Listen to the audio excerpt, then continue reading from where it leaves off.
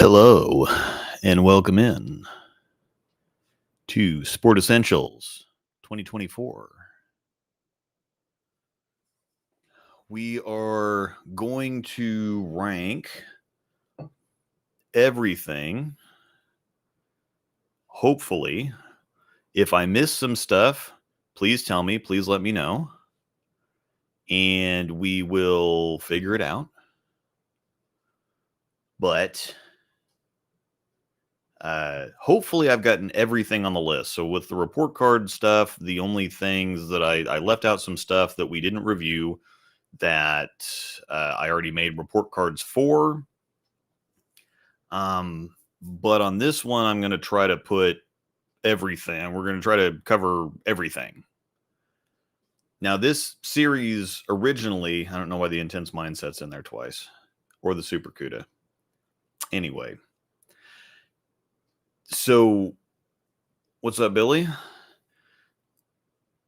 So we're going to try to do everything. There might be some balls missing. I tried my best to check everything, but there's literally 60 balls on the list since January 1st, and that's a little insane.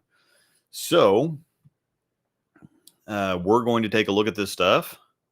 And also, I have a Genesis giveaway to do. I'll wait until some more people kind of filter in here. Before we get into that, we have 5 prize packages to hand out during the course of doing this. But once again, I will talk about that just a little bit later so that we can kind of get rolling with this thing and hopefully more people filter in. I'm not sure that YouTube has really done its job here, but yeah. So the suggestion to have a little bit more fun with the categories rather than just S, A, B, C, whatever the crap. Up at the top, for the absolute best bowling balls on the market for sport conditions, we have the Chiefs plus the refs, because you know that's just an unbeatable combination. That's like Purple Hammer. I was going to put Purple Hammer up there, but nothing is really in Purple Hammer territory. Nothing's really in Chiefs plus ref territory either, but we're going to put it up there.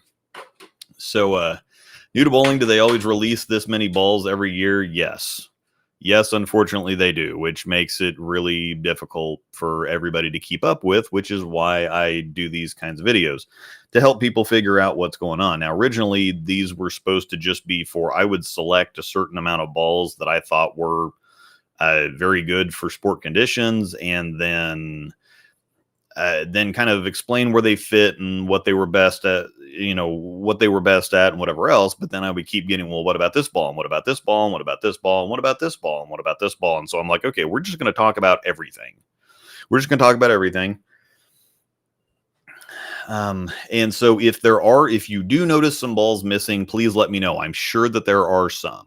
And even if we didn't review the ball, I still want to talk about it. So there might be some motive stuff that's missing. I haven't seen enough of the new gold ball to have that in there, but we did actually film for the Phase AI last night, so we're going to go on ahead and talk about that one. So, once again, categories. The best of the best is Chiefs plus refs. You know that's an unbeatable combination. I am a Chiefs fan, have been for 20 years or however long. We've been there in the bad times, been there in the good times. Now we're in the good times, and everybody knows that every once in a while, every couple of years, they just have a officials lottery and say, okay, well, which team do we want to pick to give all the calls to and just make them a good team? And they picked the Chiefs a couple of years ago. Really happy about that, and so we're gonna roll with it. Next down is Dak Prescott's contract. Not quite as awesome as Chiefs plus refs, but it's pretty far up there. Pretty nice contract. And so that's the above average stuff. That's the good, solid stuff that you can pretty well pack in the bag the vast majority of the time. In the third spot is the New York Jets. Not great, not terrible, completely mediocre and forgettable. They're going to tease you all year long, and even if they make the playoffs, they're just going to disappoint you. but just completely mediocre and forgettable. Sometimes I can't even remember that they exist as a team, kind of like the Pittsburgh Pirates. And coming in fourth, we have Dak Prescott. Because we all know that the Cowboys will also disappoint their fan base at some point this year. Hopefully they make it last a little bit longer for everybody, but ultimately at some point they will disappoint you. And in very last place, lightning blackout goes here. Kadarius Toney's hands. Cinder blocks. Yep, the Summit Ascent is on there somewhere. I know because I put it in there. And if it's not in there, it should be, because I did put it in there. Some of these look weird. Like, I don't understand why the Intense Mindset and Super CUDA is in there twice, and why the Summit Ascent does not appear to be in there, because I know for a fact I put it in there. Because I had to resize all of these icons, because their tier maker kind of sucks. It has some file size and number of file limits, and so I had to shrink all of these down. And the Summit Ascent, it's in the folder. I swear it's in the folder, because I remember shrinking it, so I don't know why it's actually not in there. Yes, it's in there. Okay, it should be by the One Reverb. Yeah, there it is. Yep, it's in there. It's between the One Reverb and the Intense Mindset. I knew it was in there. Anyway, yeah, just like we did with the one last week, we can just go on ahead, and there's no reason to let this go. The lightning blackout is just not, especially for the price. And the price is really what does it in. And the categories here, we're not going on quality, because quality is relative. And I'm sure that the lightning blackout works just fine on sport conditions for some people, but we're talking about several different things. We're talking about how often you're going to use it, how many games it's going to fit for, how many conditions you can use it on. So it's not a quality thing. There's the saying goes that there's no bad bowling balls, only bad ball reactions. Some of these are going to be amazing for some people and awful for others. And so to a certain point, this is going to be, kind of an opinion, I guess. But this is kind of from what I've seen, either throwing everything or seeing it be thrown quite a bit, and how much people use it. This is going to be kind of an estimation of, again, several different factors, which, okay, can it play on a bunch of different conditions? Do you see it in a bunch of different people's hands? How often do you see it? Do you only see it on the fresh? Do you only see it in transition? Do you see it at all? So again, not a quality thing. That's completely relative, and that's an opinion. But yeah, the lightning blackout, you can find far better reactions that are far more versatile for more people for a whole lot cheaper. It just, the price tag really destroys this thing, and it doesn't warrant the price tag. It doesn't even compete with stuff that's in its same kind of general. Get yourself a Hustle X-Ray, and you'll be in a whole lot better shape for a whole lot cheaper. So yeah, there's no bad bowling balls. Okay, explain the hot sell then. All right, so we are going to just go on ahead and start at the top with the Black Widow 3.0. This is one that as soon as it came out, we saw an awful lot of it. I remember Bill O'Neill won the first PBA tournament of the season with the Black Widow 3.0, I'm pretty sure. I saw it in a lot of people's hands. It's one of these that's not really the greatest house shot ball, because it's a solid reaction, but there's better stuff. And sorry if I'm getting distracted. The Royals are playing the Yankees pretty well right now. Got a little jam to get out of here in the bottom of the fifth. But so Black Widow 3.0 is a solid choice. It can hang out on the fresh with a little bit of surface. It can get pretty deep into transition too. It's not long and quick. It's not early and smooth. It's kind of right in between on everything. I think, and the Black Widow line just in general has been one. It's been around for so long, and they've released like 150 different Black Widows here and overseas and whatever else, because it just seems to be one of those balls that works for everybody. I'm not sure it's magical. I'm not sure it's one of those like super special. Thank you, Mr. Motorcycle Person. I'm not sure it's one of those magical balls, but we'll see what happens. This might end up towards the tail end of the top category, but it definitely belongs near the top of the next category because a lot of different conditions. It can handle longer patterns. It can even handle a little bit shorter patterns. It can handle the fresh. It can handle into transition. It looks good for several different bowler styles. It's just a really good, solid, typical Black Widow release. So that's just where it's going to go. Scorpion Low Flare. This is one that I don't think, again, we talked about this last week on the report cards. I don't think it quite fits the design intent that well because it's very early and strong with surface. It's almost NV Tour strong with surface on it, but then it gets really clean and flippy when it shines up. Now it does take a little bit longer than normal balls or most solid balls that come with surface on them. It does take a while for it to shine up. So it's going to give you, if you sand it, it's going to give you several games worth of use before it kind of shines up and gets too clean. It's once it shines up though, it's pretty clean and flippy.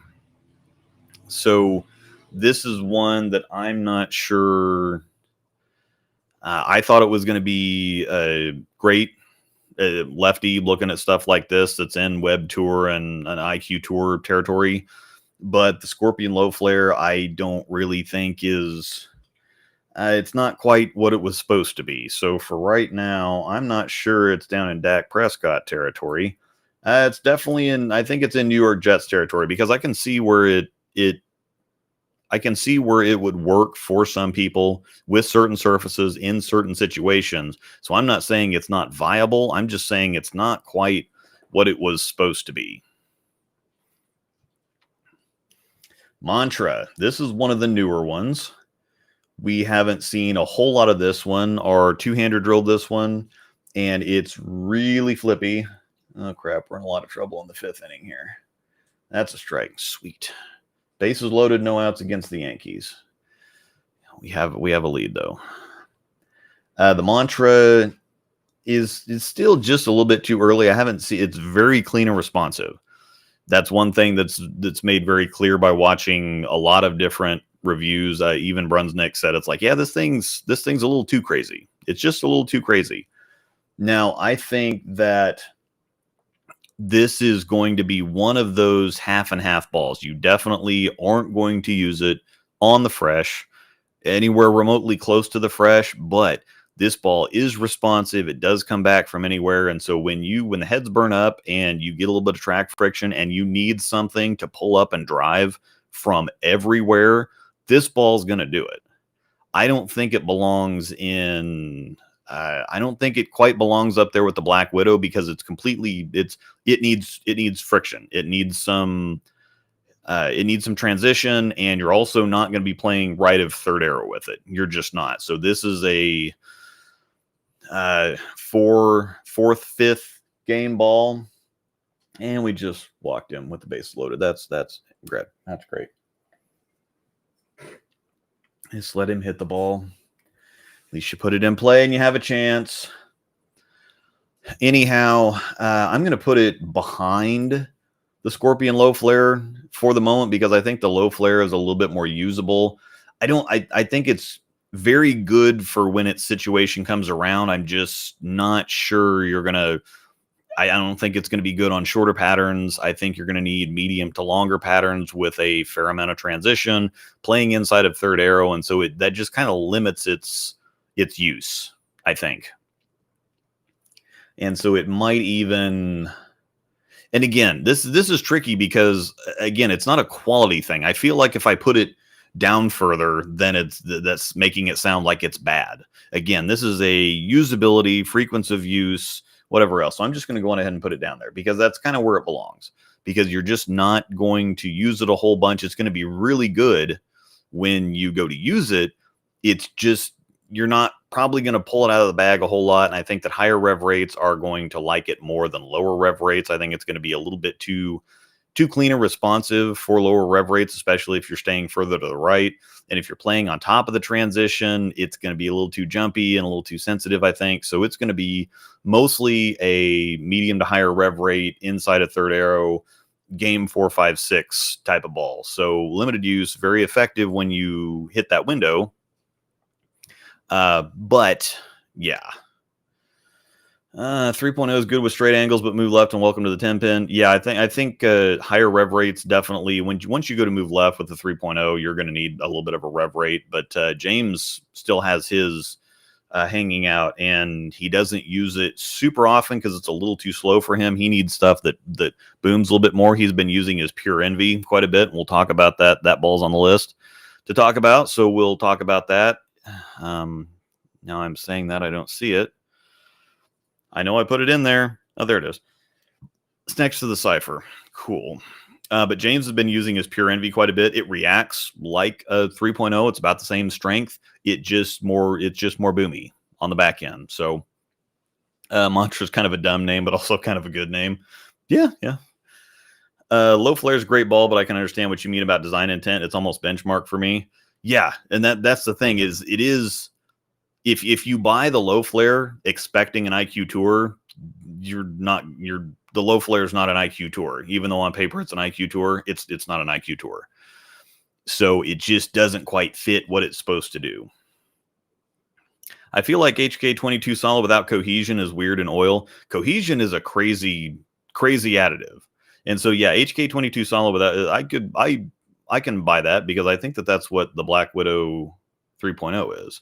And I can see, yeah, it's a little, it doesn't have quite as much conviction as Cohesion does. Cohesion just hooks and it booms and all kinds of craziness. Absolute Power is basically a Storm Black Widow 3.0. That's what it is. It's a stronger core, medium strength cover that's going to be in play on a lot of things for a lot of people. If you sand it, it can handle heavier volumes, longer patterns. It naturally wants a little bit of transition. So you're not going to use it on, 30 mils, 45 feet, definitely. But you get a little bit of transition on that. It can play straighter angles. It can get deeper. It's one of those, it's right on top of the 3.0, really. It's, very similar balls. I think the Black Widow 3.0 is the stronger ball. It does have a stronger cover stock. HK22 is definitely stronger than R2S or R2S, whatever the crap the Absolute Power is. R2S Deep.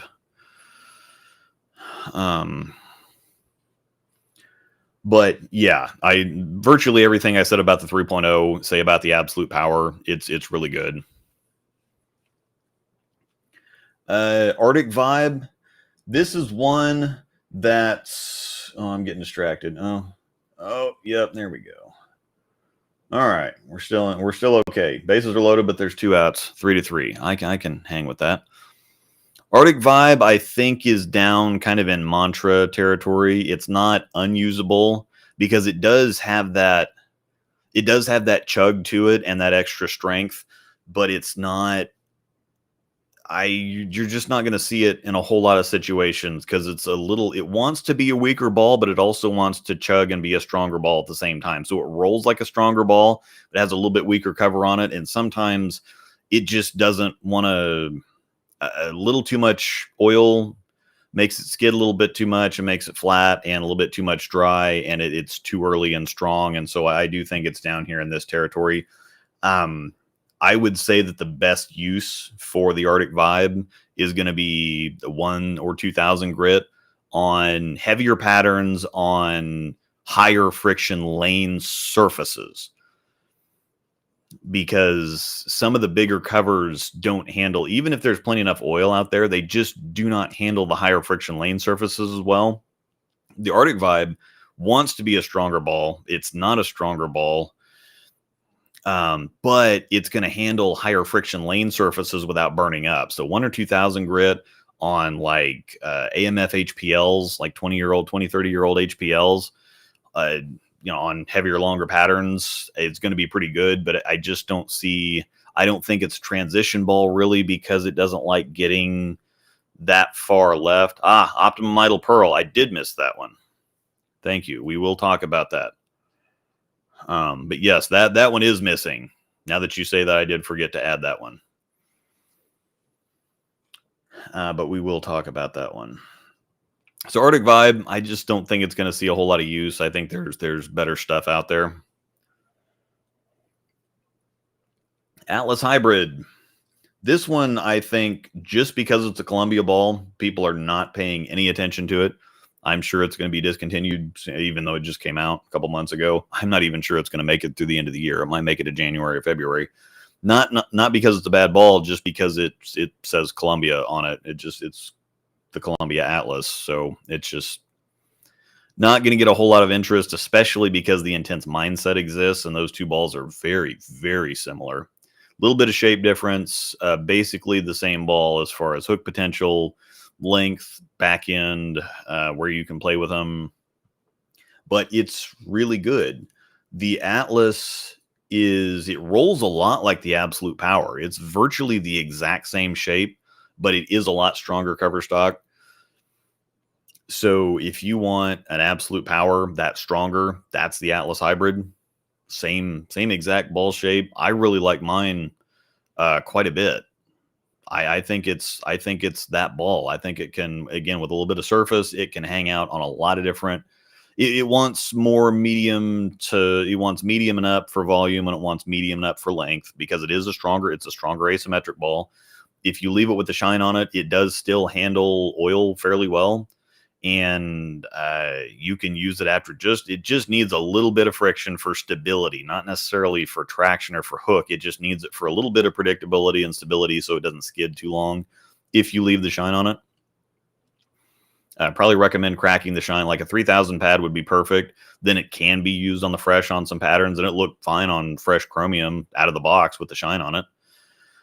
So yeah, I think it's a very underrated, under the radar ball. For those of you that kind of like getting stuff that nobody else has, or that you don't see a bunch of, if you're not somebody that likes to get on the Zen train or something like that, the Atlas Hybrid is a ball that a lot of people just aren't going to own or aren't going to throw, but it looks really good. You will have people asking you, "Oh man, what is that ball?" And for sport purposes, it's going to look good for all styles of bowlers. It's going to look good on, again, medium and up volume, medium and up length, and a couple games of transition. You can get into it, and then you can keep chasing it left as far as you can get left, or right, depending on what side of the lane you're on. You probably won't be moving right if you're a lefty. But for the righties, you can just keep chasing it deep. And for the lefties, it's pretty stable too. For being a cleaner and sharper ball, it's pretty stable too. It's got it's clean, but then it kind of tumbles off the end of the pattern, so it's controllable. I can't say enough good things about this ball. This one definitely is not getting the attention that it deserves. I don't think we have to talk about this one too much. This is going to go straight up here. This is just one of those, the Attention Star is just one of those magic balls that does everything. Right? It looks good on house shots. It's been all over the PBA Tour. It looks good on just all kinds of patterns. It just is the perfect ball in the perfect slot.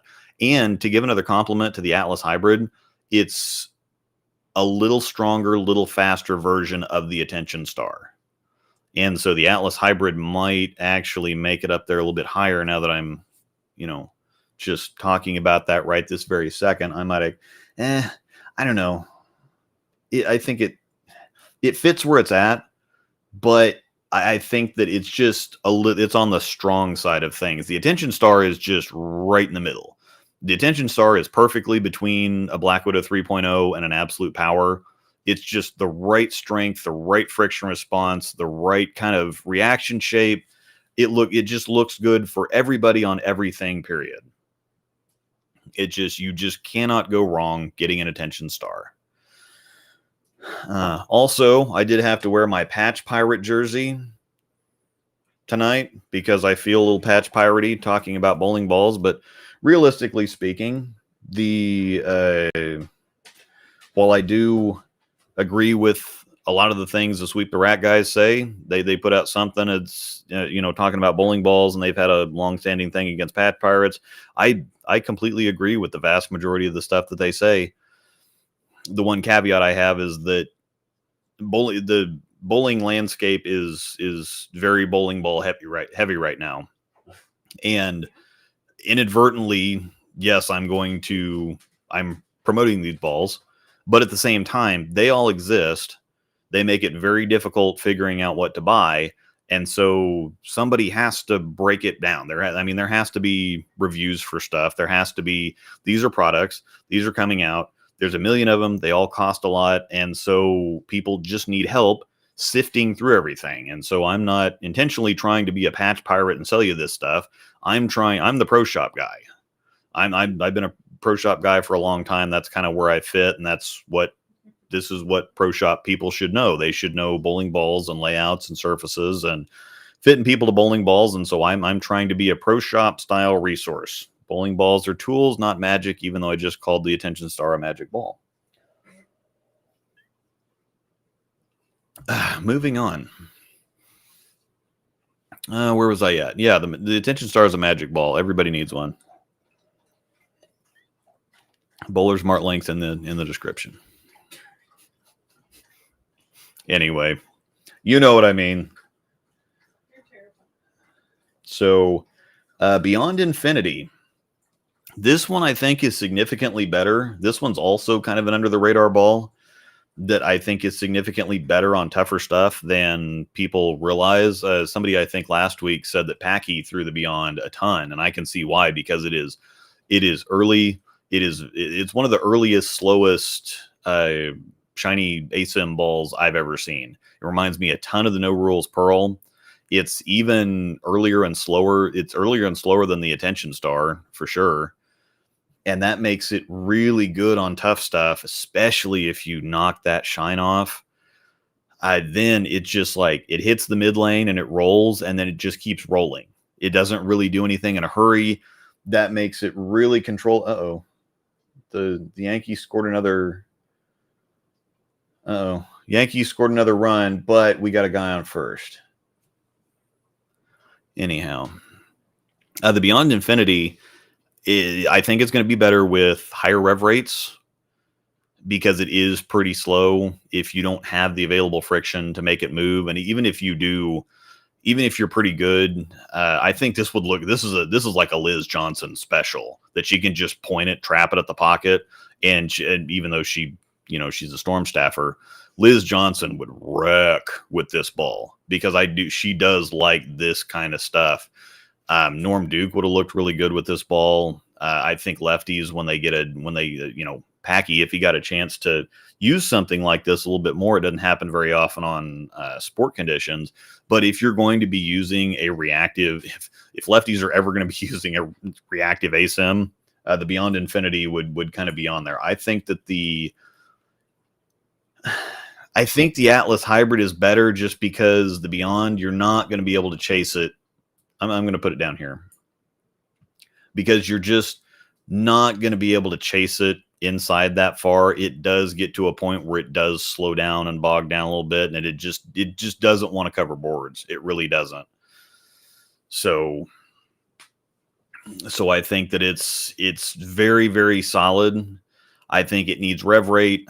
I think it needs a little bit of surface. I think it needs straighter angles. You can get into fourth arrow with it. It just doesn't want to do much more than that. And you have to kind of trap it at the pocket. But it is something that if you need to get inside to get away from head oil, or to get away from head friction or head burn, but you still have to kind of slow roll something, this is something that you can get inside of that friction in the heads and just bang on and slow roll.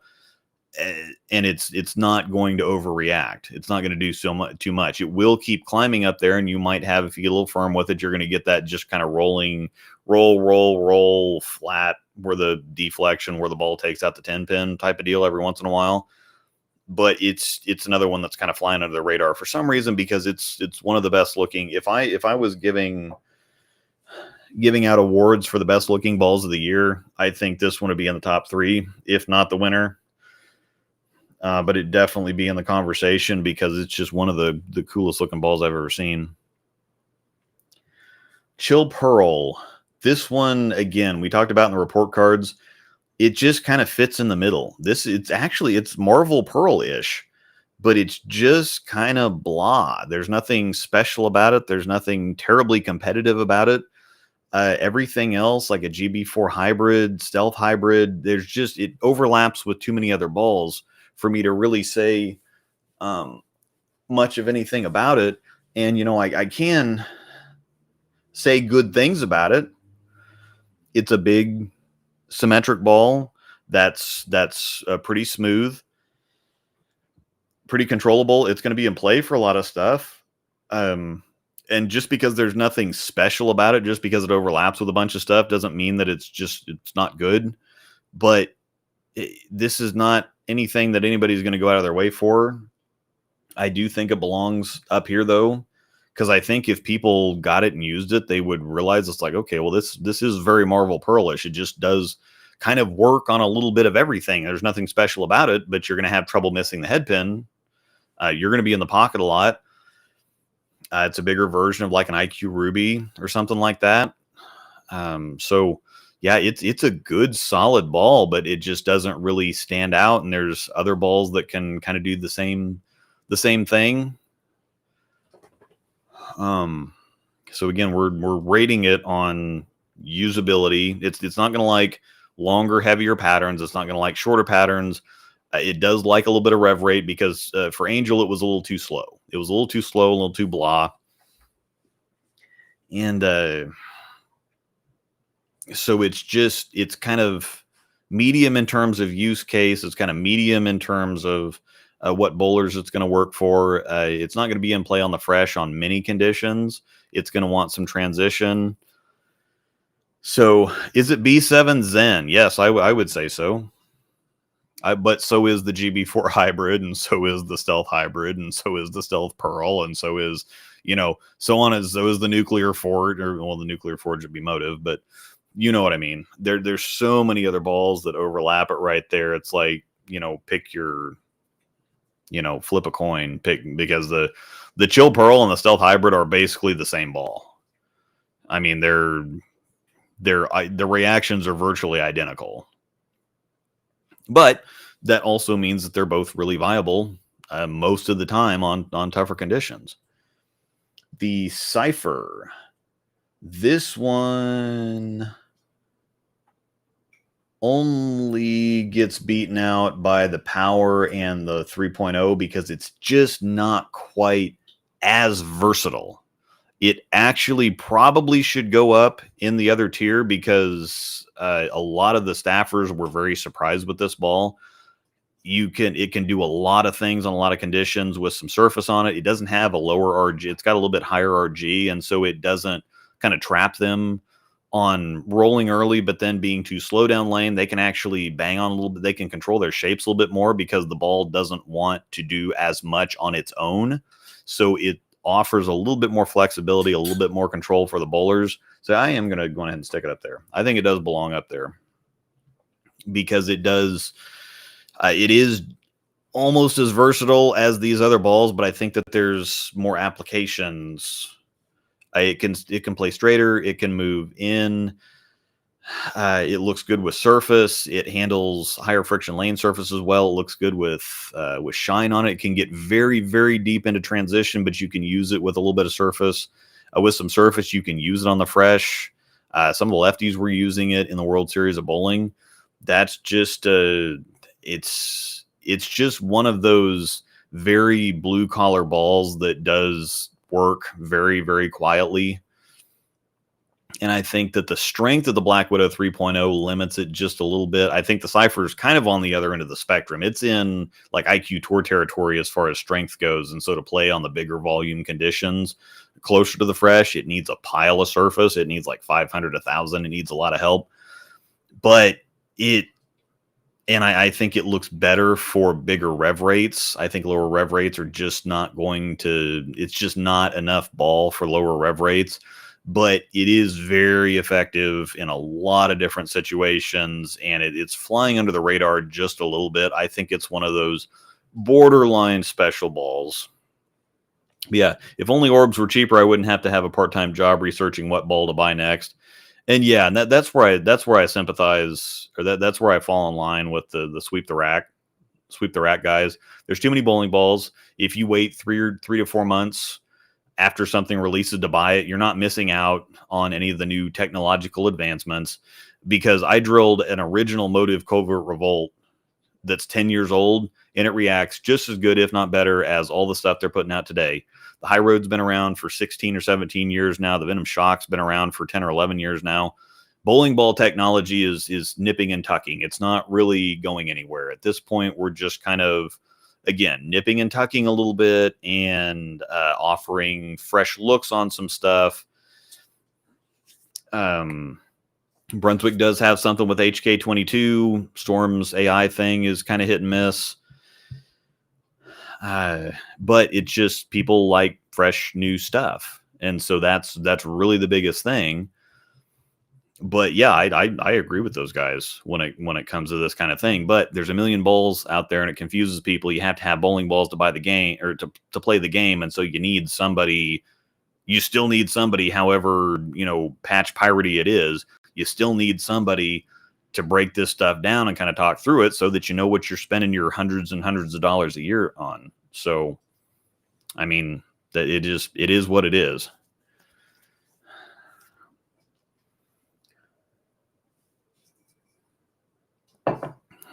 So, Pure Envy.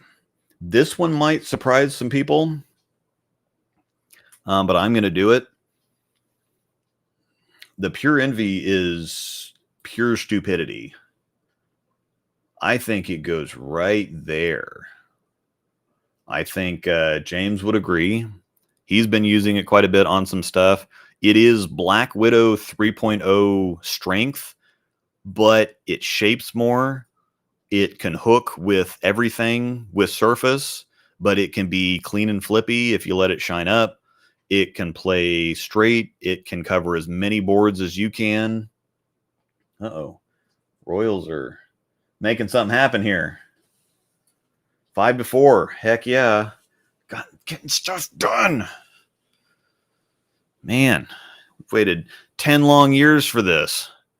I apologize. But the Pure Envy is it. The Pure Envy is ridiculous. It looks good for all bowler styles. If you have lower rev rates, it's going. I think the one thing is if you have, well, I don't even know that. Man, it's just there. It's very hard. I mean, the Pure Envy is a hybrid attention star. It hooks more. It hooks more than the Attention Star. Again, it's closer to Black Widow 3.0 territory, but it's also a little directional too. You can get it to do the Chris Barnes thing, just stop and go straight. You can get it to chase the opposite corner pin off the deck. Again, with a little bit of shine, it is pretty clean and flippy, but it does get stronger, earlier, smoother, very blendy with some surface on it. It's insanely versatile. It works great for a lot of different bowler styles on a lot of different conditions. I think that you're going to see a lot of this ball if the next bestest thing hasn't come around by the time the tour starts here in a couple months. I think you're going to be seeing a lot of the Pure Envy, because I think it's just a better Black Widow 3.0. It just is. In terms of, again, I say better is relative, but it can do all kinds of different things on all kinds of different conditions for all kinds of different bowlers from all kinds of different angles. With surface, it can play on the fresh. on the heaviest, longest patterns, it'll hook with something like it's almost as strong as a Mesmerize, gem, stuff like that. But with a little bit of shine, it gets clean. It's not a ball that you have to force to get down the lane. They've really got something with this one and the Mesmerize, which we'll talk about later. But yeah, the Pure Envy is it. It's every bit as good as the Attention Star. It's every bit as versatile on house shots too. I mean, James he takes it to regionals. He threw it on the house shot Thursday night in league, or last couple weeks, I think. It's just one of those balls. So I'm going to take a minute to break to talk about, now that we've gotten into this and we're now that we have a sufficient number of people in here to talk about the Genesis packages. Genesis is I get to pick 5 subscribers to give away Genesis accessory packages to. Packages are a retail value of around $100. You get 1 Hyper Rev tape, 1 Pure Pad HD, 1 K-Motion precut, 1 sample pack of Excel, which is the thumb tape, 1 Protects tape, which is the finger, kind of the bioskin type of stuff, 1 sample pack of Sync, that's tape, 1 trophy ball cup, which are kind of cool for 800s, 300s. If you want to display a ball, it's actually got 300 or 800 or whatever. And 1 hard rosin. I'm going to go ahead and put this in the. I'm going to put this in the chat so that you can see.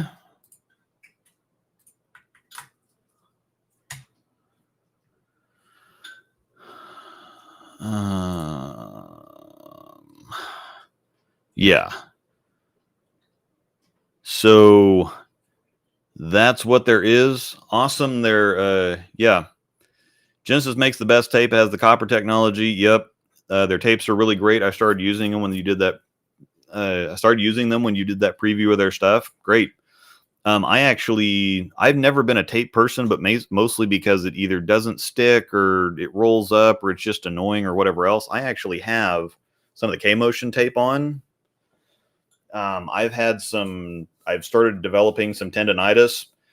We were out filming the other day. You'll actually see I'm throwing the ball quite a bit better, but I'm throwing the ball a little different now. And so it's putting a little bit more strain on the inside of my elbow because I'm actually getting inside the ball. But I also sit at a computer like 14, 15 hours a day. My day job is on a computer. My bowling job is on a computer. And I've gotten some really bad tendonitis to where it hurts and it's very sore. And I thought, I always thought, okay, well, I'm not going to look like one of these idiots that just kind of puts tape everywhere. And I was really skeptical of it. But we bowled Thursday night. I had to go film some yesterday, and then we had league again last night. And I was feeling sore getting to bowling for filming yesterday. And I thought, well, I don't have any scissors on me. I'll just work through it. And I did, and it really hurt. And I thought, there's no way I can bowl league tonight. And so I'm just not going to. But I got home and I'm like, oh, let me put some of this stuff on, because you're supposed to put it on before. And there's all kinds of videos out there that show you how to put it on or whatever else. But I'm like, but you want to put it on a couple hours before and wear it for at least a couple hours after you get done, because there's plenty of information out there, and I'm not going to delay this thing too far rambling about this. But I put it on after I got home from filming, and I'm like, oh, okay, well, after about an hour, it's like, okay, this is actually helping. Putting tape on my arm is helping for some reason. And I thought, okay, well, I'll go ahead and I'll stick bowling balls in the car, go to league. We'll see what happened. I got there and I'm like, okay, well, it was sore throughout bowling. This wasn't some magic fix or whatever, but we got done bowling. It was okay. And I just kept it on, because you're supposed to wear it. You can wear it for a couple days. It's been through 2 showers, and where it's on the skin, like, it's just not. I mean, I've been through 2 showers, and this stuff just does not.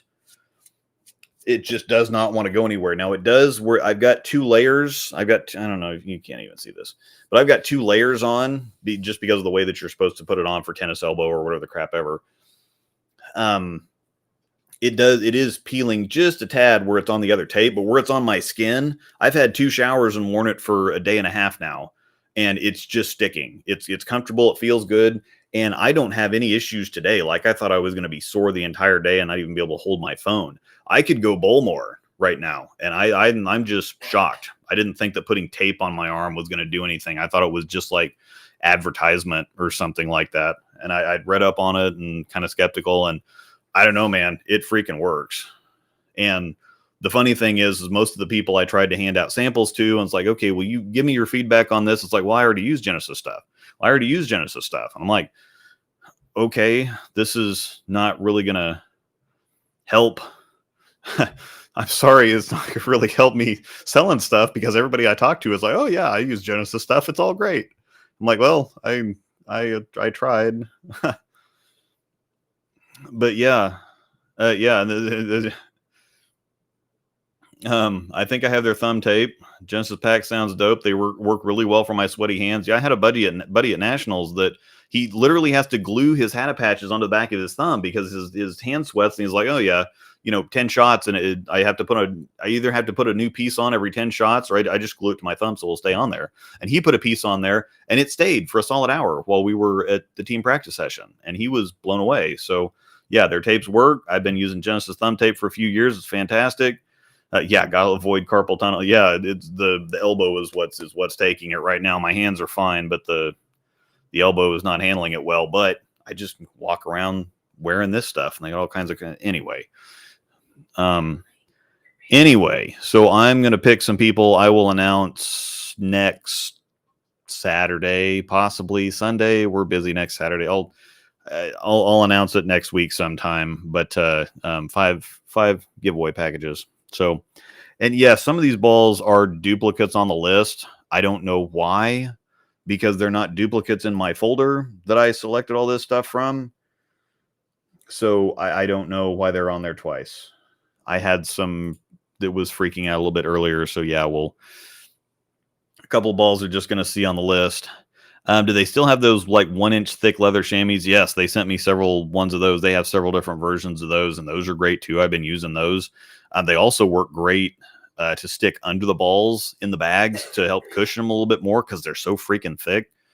So yeah, it's all good stuff. And so I've got more coming on more of their stuff. I'm just really behind on everything. So Theorem is too old, unfortunately. But yeah, the Theorem would be in the top tier.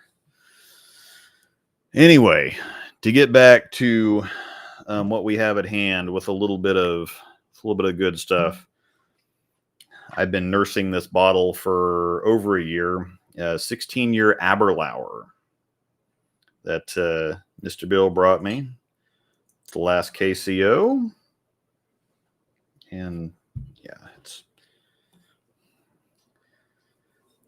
so yes, we're going to have a little bit of the good stuff while we finish this up. So anyway, I will pick some people, but they gave me 5 packages to give away. So yeah, cool stuff. Anyway, moving on. DNA coil. This might actually surprise some people too. I think it's up here too. Even though the DNA line is very confusing because it doesn't hook. That cover isn't nearly as strong as it's supposed to be. The DNA coil is a very clean and fast ball, but it's one of those weird ones that it's like, okay, it's clean and fast, but it's stable in oil. It doesn't skate. It maintains traction, so it's ready to hook when it hits friction, but it can hook through a decent amount of oil, and it doesn't get very sensitive. Like if you get it a little bit right, it will pick up and go. So, Luke, that hurt me a small amount. What did I do? It's not the worst pronunciation I've heard. Of what? DNA coil? Probably Aberlour. Aberlour. A Burlor? A Burlor?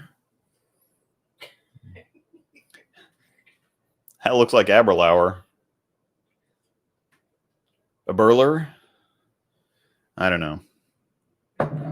It looks like Aberlour. I'm going phonetically. But don't correct me when I do. Abelor. Is it Abelor? Aberlour? Aberlour?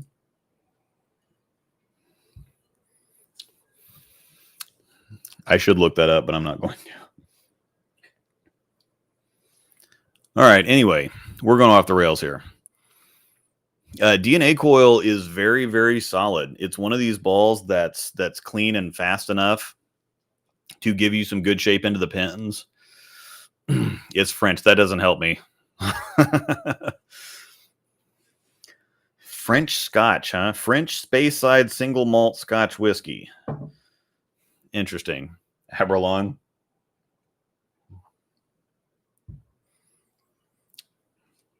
If it's French, pronounce it wrong on purpose. I can't roll R's. I can't. Yeah. We'll get Piggy in here. She can do it. Anyway, DNA coil is a stronger attention star, I would say. It's getting slept on because the DNA was not good. It wasn't nearly as strong as it was supposed to be. It kind of acted like it wanted to hook and not hook at the same time. The DNA coil is the truth. It's very good. It likes angle, but it likes angle and higher rev rates. But it can play on a lot of different conditions. With a little bit of surface, it can play on the fresh, but it loves chasing transition. If you just leave it shiny and wait for like game 3 or something and just chase it in the rest of the day, it's in that less hybrid territory. It's not quite as versatile as the attention star because it is a little flippier. Sometimes it can be a little too fast, but and the attention star, I think you can play straighter angles with easier too. The DNA coil wants some angle. It can handle volume, but it can also handle friction too. It's one it's definitely under the radar. I think that's the fault of the DNA. It's no fault of the coil because taken alone by itself, it's really good. It's really good. It's versatile. It can be used on a bunch of different conditions, a bunch of different bowler styles. So yeah, I think it's pretty good. The hammer effect. This is the weird one, and it's difficult for me because I think the ball's garbage. Everybody else seems to like it. It does not fit for me remotely. It's a very strong ball, even shiny. It's a very dynamic ball, and it wants to be forward, which the forward nature is actually better for tougher conditions because it helps you keep the ball in the pocket. It's not one of these that's just going to pick up and continue and just take off on you. You can play with the shapes. It will continue if you get around the ball, and it will go dead straight off the end of the pattern if you get up the back of the ball. So there are a lot of different things you can do with this ball, but it is very strong and it is very flippy. I think that's the only thing that really limits it. But at the same time, the strength really helps it. Because it can handle a lot of volume for a shiny ball, and then it turns sideways, and so you can definitely, as long as you get around the ball enough, you can definitely keep chasing it as far left as you want to go. Yeah, I've seen the effect look really good for higher speed, low rev bowlers. Yeah, it doesn't look good for James. For higher rev bowlers, yeah. For people that do kind of float it and play with their shapes and hand positions. Yeah, it's not. I'm not going to put it down in the third category. I don't think it's quite as good as the DNA coil on tougher stuff, but I don't think it's not mediocre. I think it does, especially because of how it handles volume and because of how responsive it still manages to be. And it is, despite how fast it is, it's still kind of controllable too, because you can do a lot of different things with the shapes. I think that the better of a bowler you are, the better the ball will be, which makes sense that it sucks for me. But I can't knock it. I want to, but I can't. Yeah, if it's flippy, but will go dead forward if you make it, won't that make it not forgiving if you miss it? That is a good point too. And that's kind of where I was going with. The better you are, the better the ball will be. Yeah, and that's the thing, is I had to get around the ball to get it to continue or to pick up and not go forward. But if I got around the ball, it wanted to go when it hit the lane. And so I never could get it to work because it was always too forward. It was either too fast or too forward. And I never just got anywhere with it. Just not my kind of shape. And it does need volume. You're not going to throw it on shorter, flatter patterns, lighter volume patterns. So it might actually have to go down this other tier, but I think it's just good enough for enough people in transition on the vast majority. There's not a whole lot of short patterns. There's just not. And if there's short patterns, most people are going to be throwing urethane anyway. And so we're talking about, when comparing it to the rest of reactive balls on the conditions and type of conditions that reactive balls are going to be used on. Again, there's some patterns reactive balls are just not going to be in play unless you're just terrible with urethane or you're a storm staffer, bowling PBA stuff, and the red ball is your only option.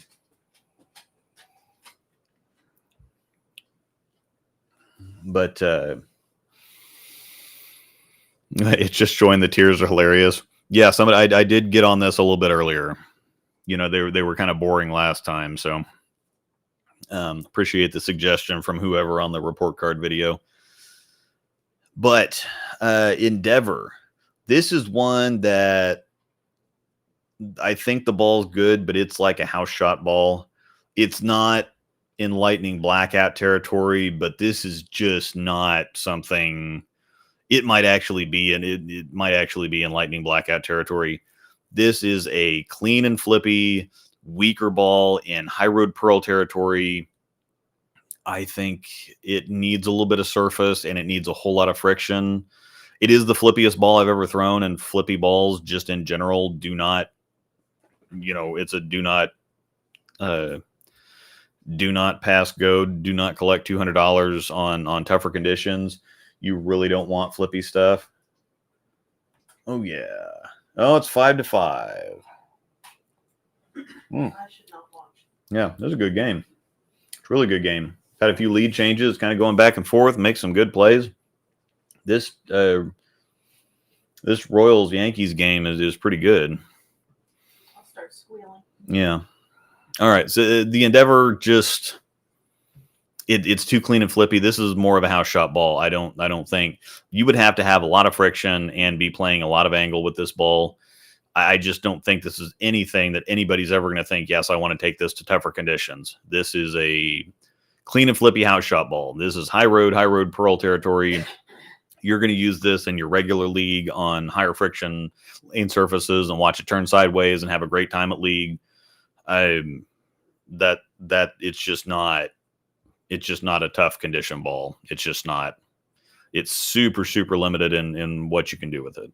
So now, by contrast, this is also kind of a lower end ball, but the Fireball PG Purple Gold is very, very good. This is one of those kind of tumbly balls that's basically a symmetric Beyond Infinity. It has a little bit of pop. It's kind of clean and has a little bit of pop, but it's kind of tumbly and controllable. It's a weaker ball, but it rolls like a stronger ball, and there's enough teeth that it can kind of hang out and be stable. But it's also kind of, it also does hang out on more medium conditions. This is going to have to go up here. And especially for the price too, this is one of those, most sport conditions you run into are going to be medium to medium high volume, medium to medium long length. So you're going to be in the 25 to 28 mil territory and 40 to 43 feet the vast majority of the time. Once you get to game 3 or 4, the Fireball PG is one, especially for two-handers. Two-handers, bigger rev rates because it is patient. It's not super dynamic, and so you can just bang on it and float it and let it walk. It's very stable. It's very consistent. Definitely a sleeper kind of a ball. So I think that one's pretty special. GB5, I don't think that this will be any surprise. I can't decide whether to put it in front of the Cypher or behind the Cypher. Swallow it, don't breathe it. I can't decide where to. I'll put it over here because I think the GB5 is just, it's your big, strong, sanded, solid, symmetric ball that is that rounder, continuous shape. It's like a bigger IQ Tour. This is the Marvel S. This is the Game Breaker. It's just it. This ball is ridiculously versatile. Shiny, it can drop down to lighter conditions, shorter conditions. Sanded, it can reach up to the biggest stuff. This is going to be good for bigger rev rates, for lower rev rates. This is just a can't miss the pocket with type of ball that's versatile for all kinds of people on all kinds of conditions. This is just one of those kind of unbeatable ball reactions that's just in play on a lot of different things for a lot of different people. So it's just, I can keep repeating myself here, but there's really no point. It's just, it's exactly what it's supposed to be, and it's exactly what you expect and hope it to be. So Envy Tour would also be up in A tier. I think it's not quite, it would be between the GB5 and the Attention Star, I think. But it is kind of smooth sometimes, and I think that that's the thing with the GB5. Sometimes you need asymmetric torque, so sometimes the GB5 is just going to be a little too slow, a little too smooth. The Envy Tour gives you a little bit more torque than that, but it's not. Sometimes it's too slow and too smooth too. So, yeah, Envy Tour is that's one of those that's going to be around. I think Hammer would be kind of dumb to discontinue that one because that one's been pretty successful, and I think it needs to stay around. So don't rank them in position until we have all the balls in the spot. Yeah, once we get done with these, because yeah, they're going to get shuffled around. So once we get everything on the board, I am going to go back, and I need to go faster because we have a lot of balls left to go. Once we get to the end of this, I am going to shuffle them back through. I'm going to look at them again and see what needs to go where. The Black Hammer, I think, is definitely, as far as when you're going to be using urethane, even if you don't have to use the harder urethanes, the Black Hammer is just good. I used it more than the purple, actually, even when I can use the purple. And even when people are in the situation where they can use the purple, the black's still really good. Sometimes the purple's a little too angular, which is funny to say. The slow urethane ball can be too angular. Sometimes it's a little too angular. Sometimes you can't quite play straight enough with it. And the Black Hammer is there to just play the straighter angles, react a lot like the purple, but be a little bit rounder and play straighter with. It's a great complement to the Purple Hammer, and I think it's every bit as good as. I'll roll that back a little bit. When you need the purple left of third arrow, or outside of third arrow, it's very, very good outside of third arrow. And sometimes the Purple Hammer can be a little touchy on the angles when you're playing like super straight. The Black Hammer is good. I mean, the Black Hammer is just, even though it's harder, even though it's the PBA version or the PBA approved version, people still use it even when they can use the purple and the pitch black. They still use it. It's still a very viable tool. How do you compare the Vibo and the Attention Star? The Vibo is just too clean. It's cleaner and rounder, but that REX is weird sometimes. Sometimes it wants to be strong. Sometimes it wants to be very clean and slow. It's just not a consistent enough ball. My teammate on Thursday night, and I had one of, Angel and I both had them. It's a little iffy sometimes, and it's hard to tell when it's right to pull it out, because sometimes you'll think, okay, well, there's a little bit of friction now, I can throw it, and it still wants to go too long, but it also hooks a decent amount too when there's volume on the lane. So it's kind of that cover is just kind of confusing in general. I would put the Vibo kind of in the middle down here somewhere, because it's tough to figure out where it belongs, because it's tough to figure out when to use it and when not to use it sometimes. Yeah, I use my black more than my purple, mostly on straighter angles. Yeah, if I'm going to be playing outside of third arrow, the vast majority of the time I'm going to be using the black instead of the purple. This purple's just a little too fast sometimes. Harsh Reality Pearl. This ball is basically the DNA coil. This one's also surprisingly good. Or no, this is the Harsh Reality Solid. I can't. These damn pictures. They're the same color. The Harsh Reality is going to go down here, because it is exactly what you want a big sanded solid ball to be, which means it's going to be useful on the fresh from straighter angles, and it doesn't like doing a whole lot other than that. So it is absolute mediocrity. It is exactly what you think it is. It's exactly what you want it to be. But it's not terribly versatile. You're going to need volume. So yeah, this is one of those things where it's like, okay, I'm putting it down. It's very good at what it's good at, but it's not very versatile. And so that's just, there's a lot of things that, usability, versatility, kind of bowler styles, whatever else. It's just kind of a little bit landlocked as far as what you're going to use it on and how often you're going to use it. It's just the big, strong, straighter angle, heavy volume, longer pattern ball. So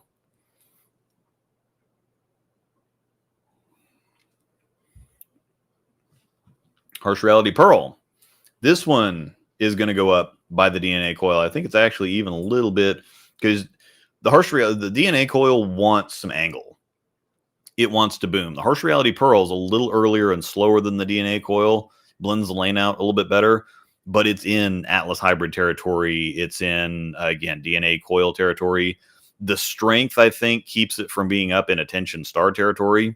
It is a definite step up in strength from the Attention Star, which makes it not quite as versatile. It's going to want more volume. It will burn up a little bit on higher friction lane surfaces, but it's also a sleeper. It's still very good, very viable.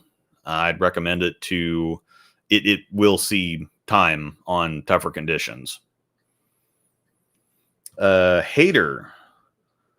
This one's also weird, because I think it's really, really good. I personally would put it up in like the top tier, but I think it's just confusing on when to use it, because it's a stronger cover, but it's in like RSTX1 territory, where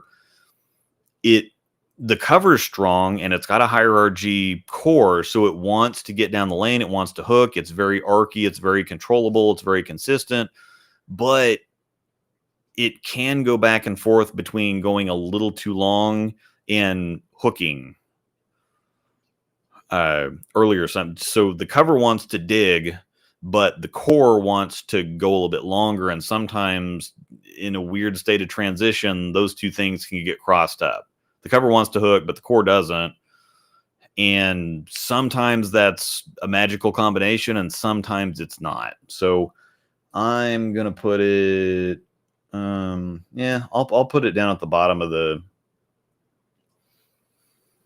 I think it's solid, but you also probably have better, more controllable, more consistent, more usable, more often, more often type of stuff here. Hazmat Solid. This is also going to surprise some people, because it is a very, very close cousin. If the GB5 and the Cypher, put them together, That's the GB5. The GB5 and the Cypher together is the Hazmat Solid. The Hazmat Solid is basically a phase 2 that's a little sharper. Reaction shape's the same. So I'm going to put it up there. I think this is another one that somehow is beneath the radar. I think I think the shape of the GB5, the rounder, more continuous shape of the GB5 is a little more versatile. It's a little more plug and play, a little more user friendly. I think the Hazmat Solid being a little more directional can, again, if you're not as consistent, you're going to have some of those hook stop flat corners. I think that the Hazmat Solid, the better you are, the better the ball is. But it's awfully good. It's just that big sanded symmetric ball that's just going to see a lot of play on a lot of things, reach pretty far, several different directions. It's under the radar also, but they put out so many bowling balls so fast that it's easy for stuff to get lost if it's not a Game Breaker or a Black Widow or something else that's got kind of that name recognition or that has the big shelf appeal or something else. So I think the Hazmat Solid is a whole lot better than it's getting credit for right now. It's extremely versatile. It's a ball that should be, if you bowl tougher conditions and you don't have a GB5 and you're not terribly interested in the GB5, the Hazmat Solid is basically Hammer's phase 2. It's, very, very similar. So, and the phase 2 has been around for 7 years or whatever by now. But the Hazmat Solid is a phase 2, basically. And it's not getting the attention it deserves, I don't think. The One Reverb. This is a case of a ball that's... Whoa. This is a case of a ball that's insanely good on house shots. It's a little too clean and flippy, I think, for the majority of tougher stuff. I think it still belongs... It's basically a DNA coil. It's basically what it now. I think the Reverb hooks more. It's a little... It hooks more. But it is very clean and flippy like the DNA coil. I think it hooks a little bit more. I think it's a little bit more stable than the DNA coil. So yeah, we're gonna trade those. So it is very similar to the DNA coil. I think it just edges it because the HK22, especially with cohesion, is just very, very stable and consistent in oil. So yeah, that's the other thing about the Hazmat Solid. It's fairly cheap also. The One Reverb is very good. It's your big typical shiny, strong skid flip ASIM ball. It's kind of archy. The one line has been around forever, so you kind of know what you're getting with it. It is a good one. They say so. It's like, is it a good one or is it a bad one? Because there have historically been some. Oh, did he tag? Yeah. Oh, he did. He's out. Catch that. Very, very good game. I'm really glad I decided to stream right now. I can go watch it in the living room and you can tell what they're doing by my squeals. Yeah. So the One Reverb is good. It's really good. The price on the One Series is phenomenal. Yeah, the One Series has been around forever. This is a very solid big skid flip ASIM that you can chase it as far left with as you can, or as deep with as you can get. It does need, if you leave the shine on it, it does have a good amount of traction in oil, but it is flippy enough that I think you need some friction for consistency's sake, not necessarily for help hooking or anything else.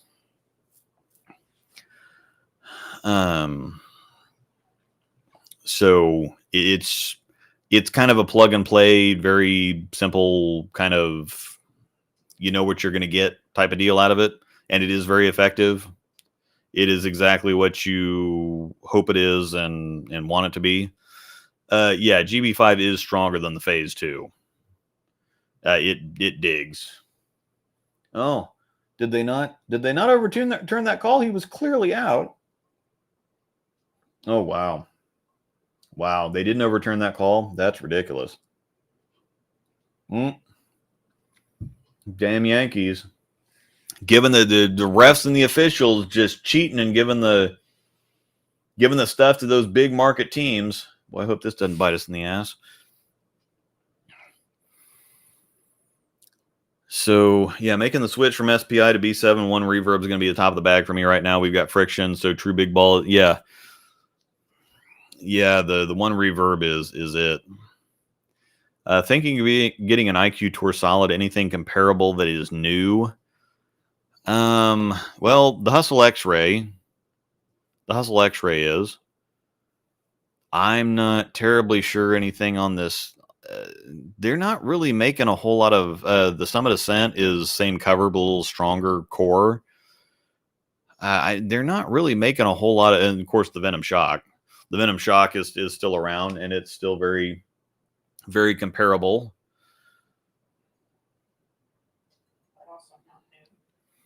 If there's a surface change, can it be fit in the phase 2 slot? Yeah, if 3,000, 4,000, it'll fit in that same kind of phase 2 area. All right. 2 outs, runner on third. That shouldn't be on third. We should be out of the inning, but we'll see how this happens, how this goes. Yeah, it's NFL season. So, yeah, we got to talk about some stuff. Yeah, the Summit wants to roll earlier than the GB5. The GB5, even now with box surface, it is crazy early and strong. But in general, the Summit wants to be the earlier. It's a little chuggier. It's earlier rolling, heavier rolling than the GB5. If they have the same surface on them, the Summit's the earlier ball. All right. Summit Ascent, again, a newer one. This one is, again, it's a bigger IQ Tour because they have the same core shape. This one is just the full-on centripetal core version of it with AI, so it's pretty chunky, heavy rolling early core, R2S solid, so it's a medium strength cover. It's not quite as versatile as some of this other stuff up here, but I think it does fit right behind the Absolute Power in terms of it's not GB5, and I think it's just the strength, the consistency, and how often you're going to use it.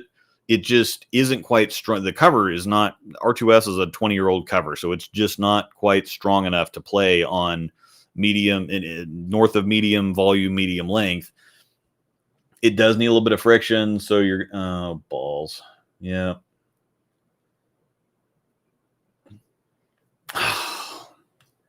That's ridiculous. So yeah, naturally, because they blow that call, and then they went back and looked at it on replay. The guy was clearly out, and now they get a run because of it.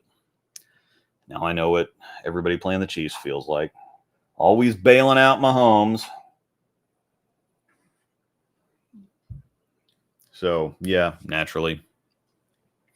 Are there? Yes, there's not supposed to be doubles of balls. I don't know what happened there, but I did not add those twice.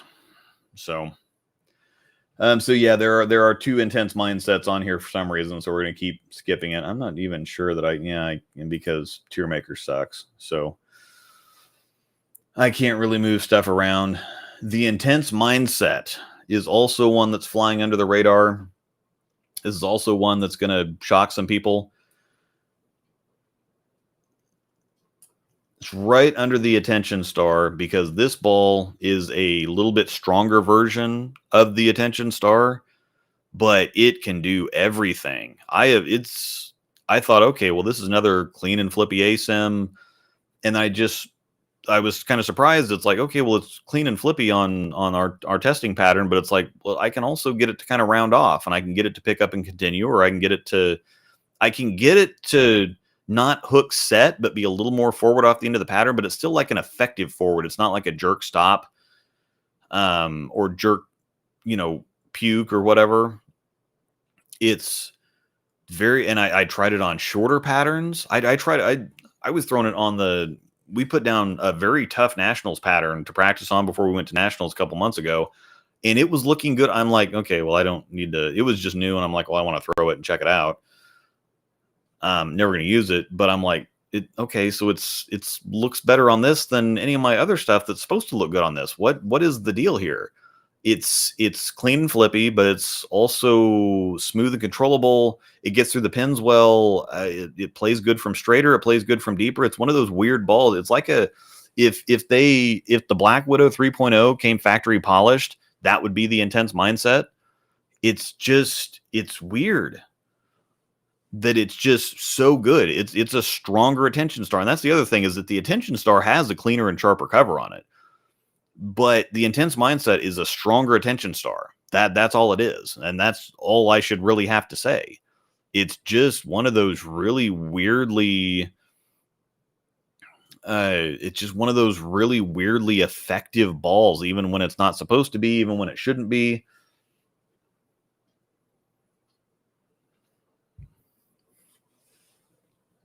Thank you, Winton. Put that up on the screen. Appreciate it. If anybody else, to quote Stu Williams, I'm just here for the super chats. Super sticker, Sheba Dog saying good job while raising his thumb up. Sweet. Thank you very much. I appreciate it. Thank you. So yeah, Intense Mindset is the cat's meow. It's pretty awesome. And the other Intense Mindset I'm just going to leave there, and it will trip me up at some point. But we're just going to leave it there. Ion Max. This is another fairly new one that we haven't talked about a whole lot. But I think the Ion Max is even... I don't think it's pure envy. I don't think it's pure envy good, but you're going to be seeing a lot of the Ion Max. It's a stronger ball. I don't think it's quite as versatile as the Attention Star is, but you can use it into transit. This is one of those balls that you can start with and then just use it kind of indefinitely, because it will, unlike the Attention Star, it will hang out on the fresh. It's more usable on the fresh, but it's almost as usable as some of these shiny balls in transition. Yeah, I've seen one Ion Max in person, 2 at the same league, and it looked not good. It's NRG solid, so it may not be good in like the center at South Point or on some higher for gold. What's the gold? In whatever the gold plate, the gold casino at Gold Coast? Yeah, Gold Coast. That's what I'm thinking of. Okay. Yeah, it probably wouldn't look good at Gold Coast. But they look ridiculous here, and I think you're going to be seeing all kinds of Ion Max all over the place, because it is him. It's high friction league shot, not the place for it. It was at Red Rock. So yeah, so the Ion Max is ridiculous. Yeah, has the Gold Coast roll in. Gold Coast in the chat. The Ion Max is insane. That's one of the best balls that Storm's put out in a long time. You're going to be seeing a ton of it all over the place for everybody. Tobias, one of my testers, used his quite a bit. Zach has a higher rev rate, and so he's not going to use his a bunch on the house shot naturally, but it's definitely going to travel with him to regionals and stuff like that. But Tobias can use his on everything. It just looks good for him on everything. So yeah, I think you're going to see a lot of the Ion Max all over the place, and tougher conditions is where it's going to hang out at. Now we go to the Ion Pro. This ball is a top of the list on house shots, and it's barely better. I don't want to insult it as bad as the Lightning Blackout, so I'm not going to stick it down there. It's just awful on tougher stuff, because that cover, for whatever reason, TX16 is so clean. It is just insanely clean. I don't know why the ball wants to go so long. It is the worst ball I've ever filmed for on our testing pattern, and everything looks good on the testing pattern. The Endeavor looks good. The Arctic Vibe looks good. Hell, the Lightning Blackout even looked pretty good on Chromium. And the Pro is very good. Yeah, bipolar, I think you said. Yeah, it's a bipolar bear. It is great when you have a pile of friction, plenty of friction, a nice round shaping ball. It looks amazing on a house shot. It should not go anywhere near tougher conditions unless you're in game 4. And that's the problem, is it needs so much friction to be effective. But the amount of friction it needs to be effective is going to put you super far inside, and then it's not going to want to make the corner.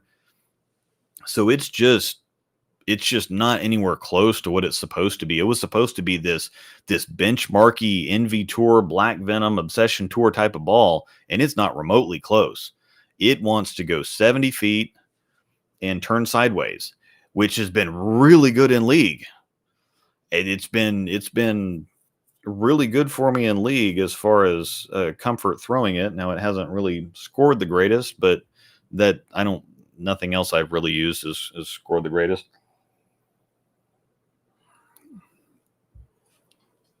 So yeah, Big B, I said this on the report card stream, but the Ion Pro is the 2024 ball, SPI ball that I decided that I wanted to drill. And so, yeah, it's great for me on the house shot. I think rolls really good.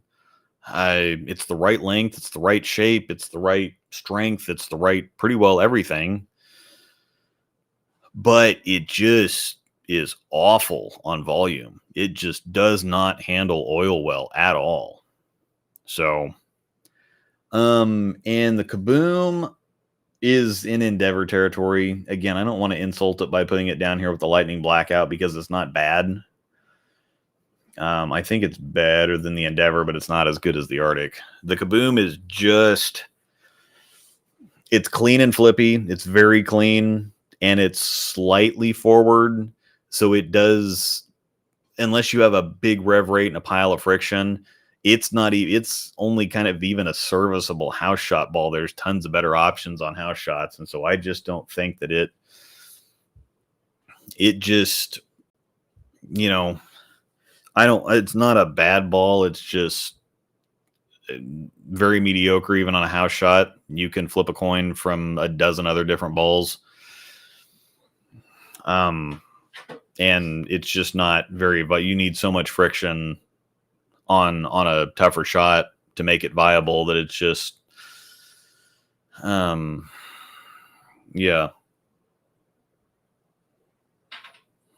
If you had to put the Hammer Envy Tour on this list, where would it go? It would go up on between the GB5 and the Hazmat. Solid, I think. Pretty good. Oh, and again, this is the sad thing. It's like, this isn't a quality list, so it's not hate on the Endeavor. It's just, we're talking about viability on sport conditions, and the Endeavor is just not going to be a ball that anybody is going to carry or think about on tougher conditions, because it's very clean, it's very flippy, and that's just nothing that you want on tougher conditions, because it's going to be very sensitive. It's a great house shot ball. And so it's not, again, anything I put down here is not like hate on the ball. We're talking about viability on tougher conditions, and it's just not a tough condition ball. It's just not. Someone I know got rid of his Ion Pro after 10 games because it went too long and didn't turn the corner. Yeah, I don't know why. I call it's the Energizer Bunny ball, because it just keeps going and going and going. I don't know why. That cover should be stronger than this, but it's just not. It goes forever. Crusher. This one is a ball that, like the Pure Madness, is just going to be gone fairly quickly, because it's an orange and red, boring, big ebonite hook monster. There's nothing. It's just there. However, since we're talking about viability on tougher conditions, it is going to be right there. because it is get there, run faster. No. It is a big strong ball that's not quite as early, and it's hybrid, so it's a little cleaner and sharper than the Pure Madness. It's not the super chunky gem type of ball. It's a little cleaner, a little sharper. It's boring, but it is good. It handles volume, but it also, you don't have to really fight it for length. We gave it to our two-hander, and he remarked that it's like, I've got a few more boards. It actually hooks a few more boards outside of where other stuff is just like skidding. And it reads, but then it comes off the spot. It doesn't just kind of read and puke or whatever. He was able to get deeper than you would expect with that strength of a ball. It's completely boring, but it's gonna hang out on the fresh and into some transition on, and it could even be used on shorter patterns too, because it's gonna hook, and then it's gonna be blendy enough that it's going to get through the volume on the shorter patterns, but then not jackknife off the end of the pattern. So Crusher, I hardly know her. Yeah, and this is the thing that, yeah, TX16 has always been surprisingly strong for me. Didn't know most people didn't like it that much unless it's a P2.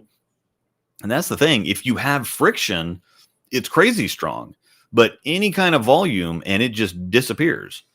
But the phase 2 looks great. It actually hooks on volume. I just don't understand what the hybrid and the Pearl version of it. And it was even fairly decent on the Journey, but on the Ion Pro and so far on the Phase AI, it just sniffs volume and it goes forever. I don't understand. I just don't understand. Yeah, Crusher needed a better color choice. Yeah, it's just one of those balls that no one is going to pick out unless you're going for strictly ball reaction. Nobody's going to pick this out on the wall in a pro shop. It's just very boring, bland, nondescript. Not a fan of the marketing on this one. Max Bias. This one is, this one's very good on tougher stuff. I can't put it above the Attention Star, but I'm going to put it above the Intense Mindset. It's a big, strong asymmetric ball, but it is also smooth. I don't think it's terrible. I don't think it's as versatile as the Intense Mindset. I just think that on fresher conditions, you're going to use it more. It can be used by lower rev rates, higher rev rates. It's one that's going to hook and get through the pins well for the lower rev rates, but it's also very controllable for higher rev rates. I could surprisingly get deeper with it than I thought I was going to be able to when I was filming with it. It looks, because it's so smooth, it plays well on, it doesn't really burn up on drier conditions either, which is weird for something that's as strong as it is. It still comes off the friction pretty good. And most Radical stuff actually does it, because it doesn't really springboard off of friction. Most Radical stuff kind of walks off friction, and so it does handle more dry than you would expect it to. It handles higher volumes. You can chase it in further than you expect you could. Even though it's a smooth ball, it does shape firmly enough for lower rev rates. This one's also a sleeper, and one of Radical's. I mean, it's an earlier, smoother Conspiracy type of ball. Guru, whatever else. The Max Bias is, again, one of those that's kind of flying under the radar because, again, it's not. It looks better. It's better than the Crusher, but it's not terribly exciting. And there's not a whole lot of Radical fans out there anyway, I don't think. But it deserves more attention that it's getting for being a tougher condition ball. This one's just on the list.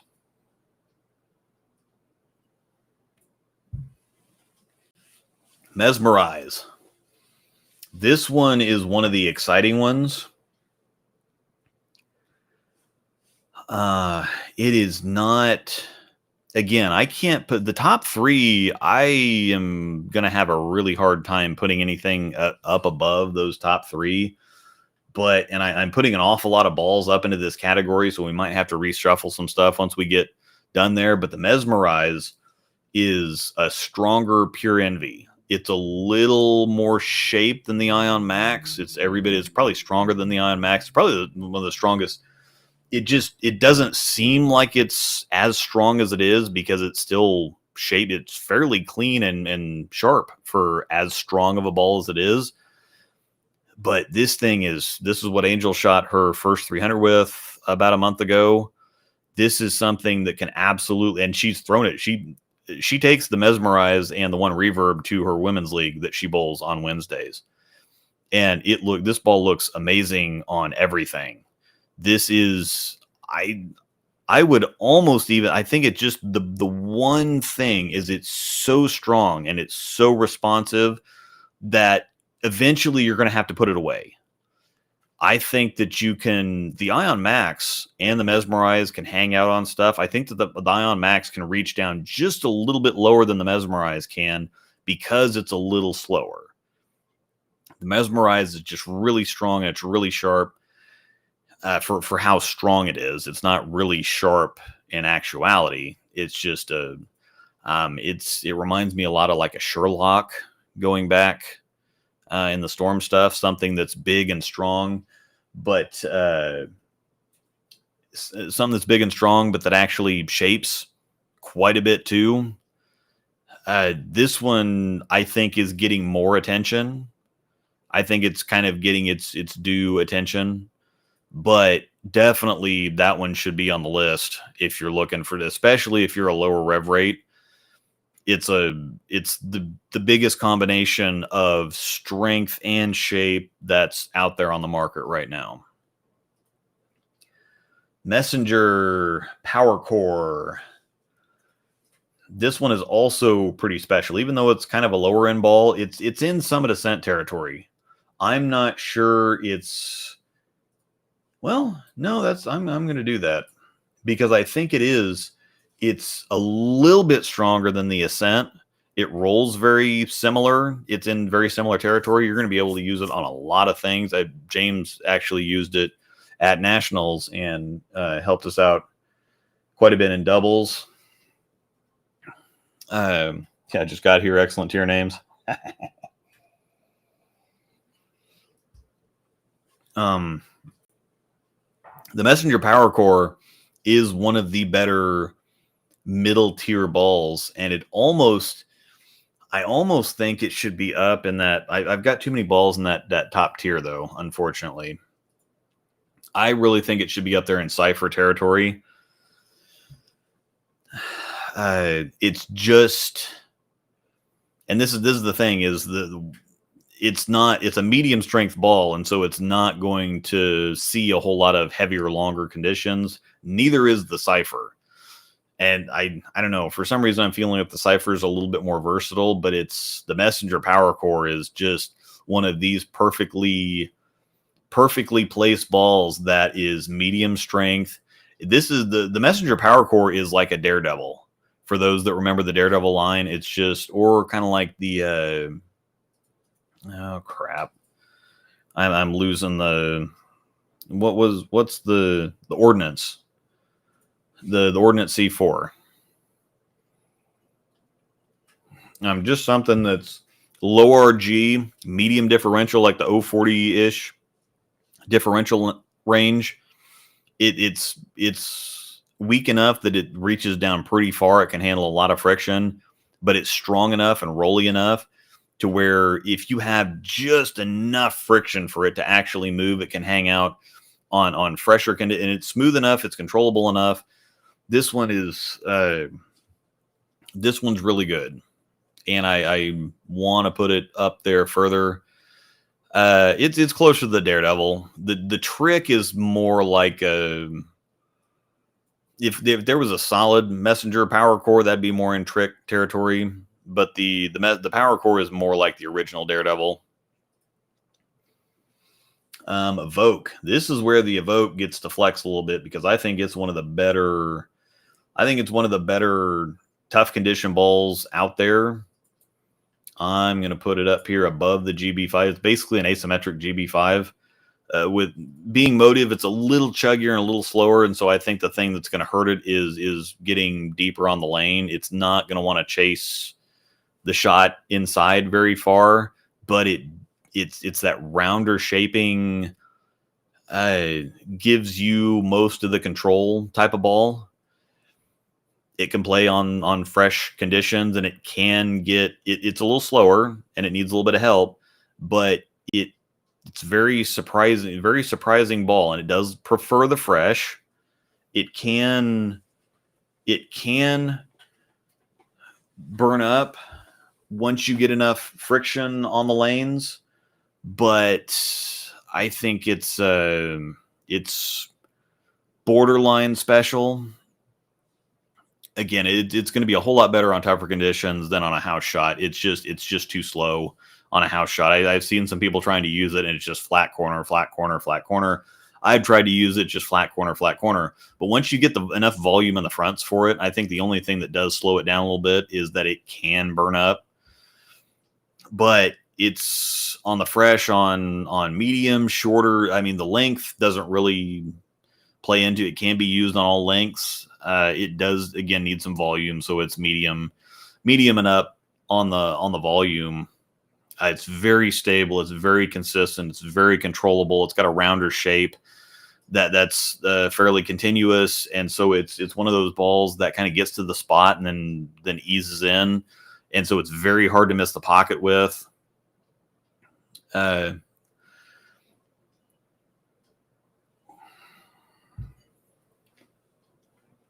So, yeah, it's good, huh? Sub-Zero Forge. Now that we're apparently all the Motive balls are together. Sub-Zero Forge. We haven't reviewed that ball on the channel. I wonder what that's doing there.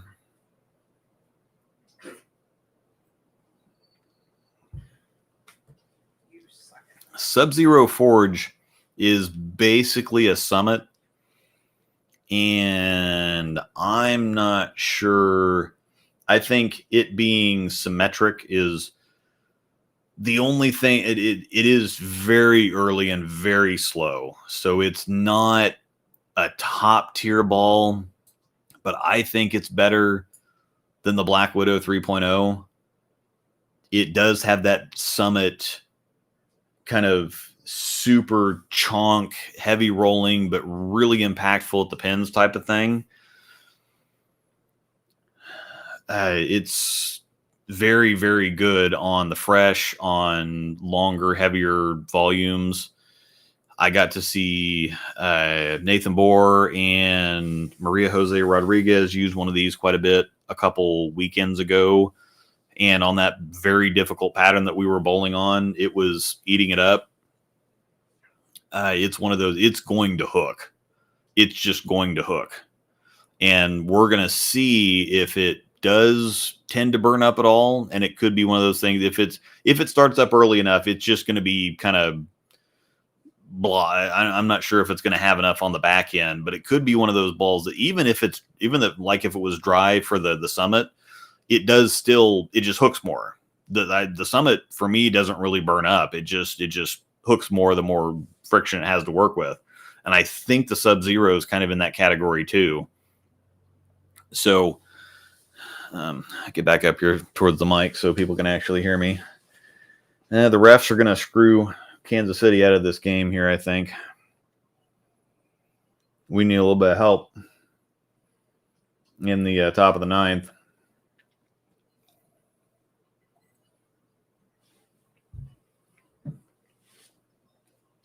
And if the Royals lose to the Yankees, I mean, they're not supposed to beat them anyway, so it's not that big of a deal. But it would be really fun if the officials would just let the people play the games and would not interfere. All right, I'm going to enjoy the last little bit of my very special bottle of Aberlour.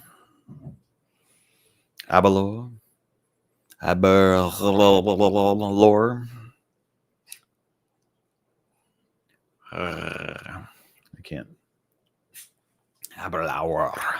Yeah, the White Sox are. Ouch. Very much. Oh yeah, that's. If I had a sixth category, that would be the Chicago White Sox. I was going with an NFL theme though, so if there was yeah. I'm not even sure that the lightning blackout would make that category. The Chicago White Sox category would just be empty because even the lightning blackout isn't that bad.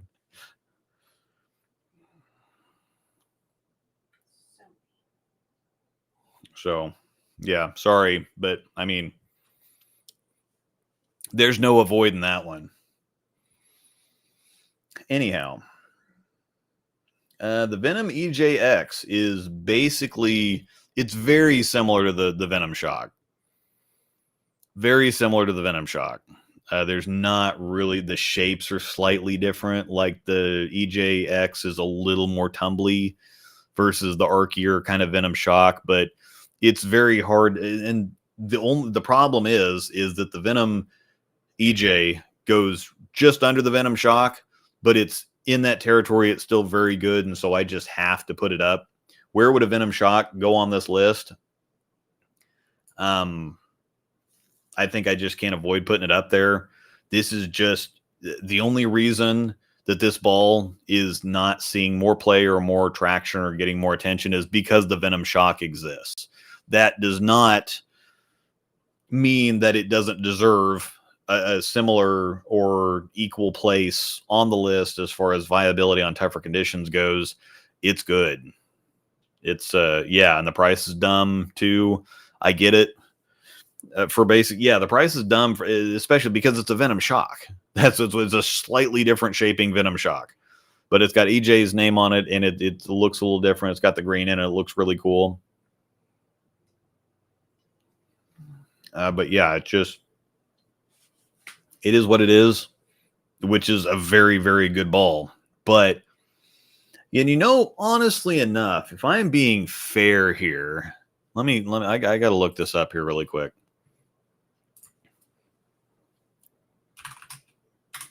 If I'm being fair, I've significantly knocked the Lightning Blackout for how expensive it is for what kind of a ball it is.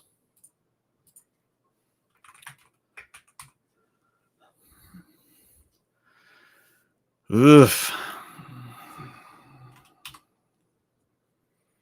So a Venom Shock is $150. The Venom EJX is $215. It is, and what's the, go to the Motive website, because I have to be fair. I'm not just dumping on Storm because I'm not on staff with them anymore and all of a sudden want to hate them. Well, let's see. Turmoil MXC. What is, okay. The Evoke and the 4, okay.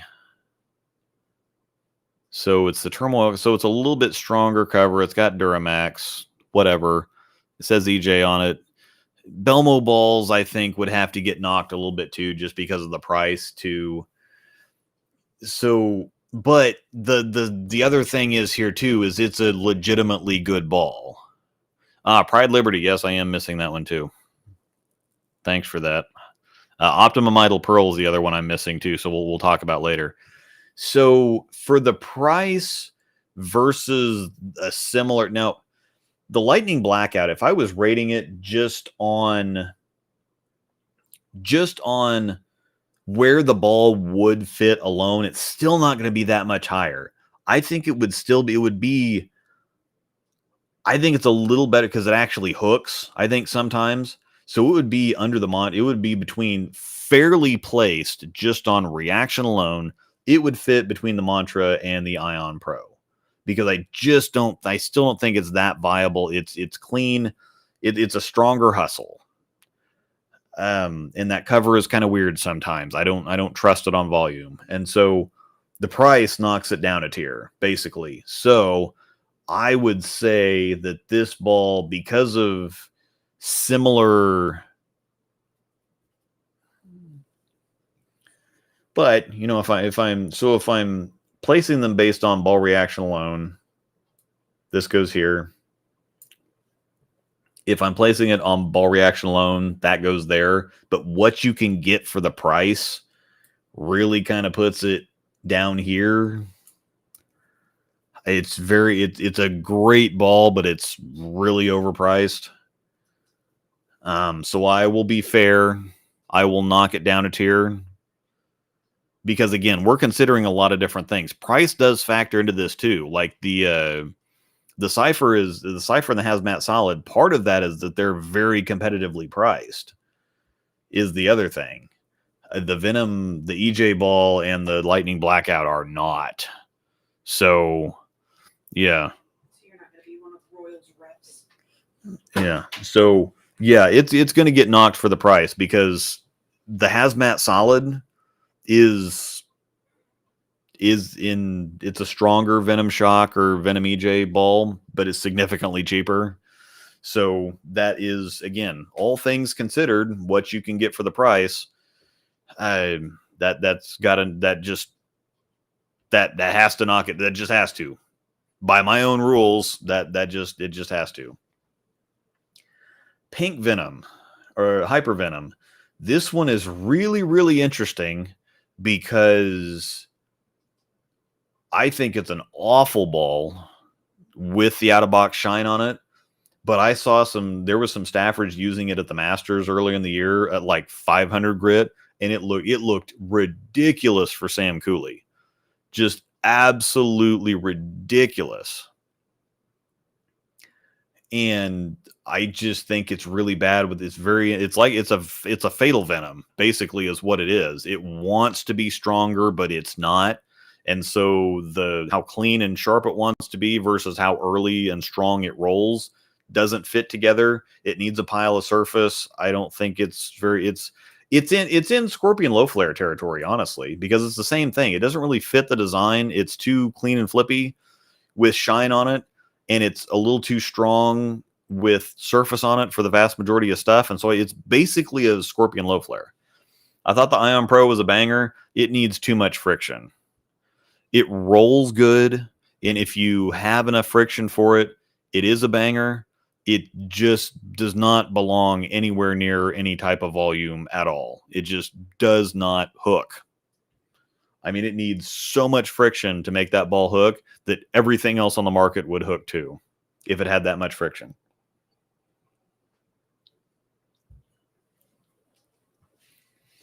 Outer Limits Pearl. This one again is one that it's not bad. It's based on it's kind of boring.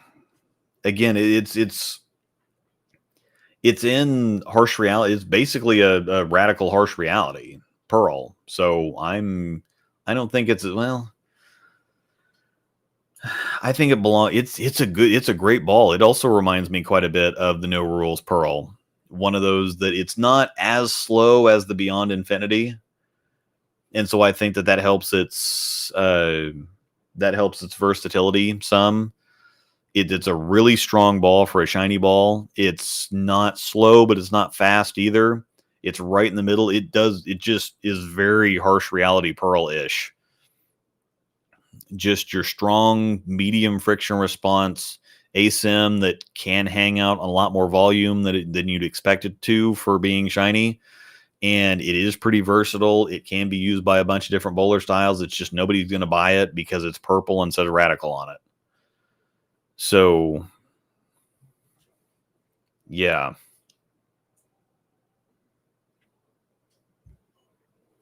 Yeah, the shape is fine. It's not an exciting reaction. It's not an exciting ball, period, but it gets the job done. It's very good.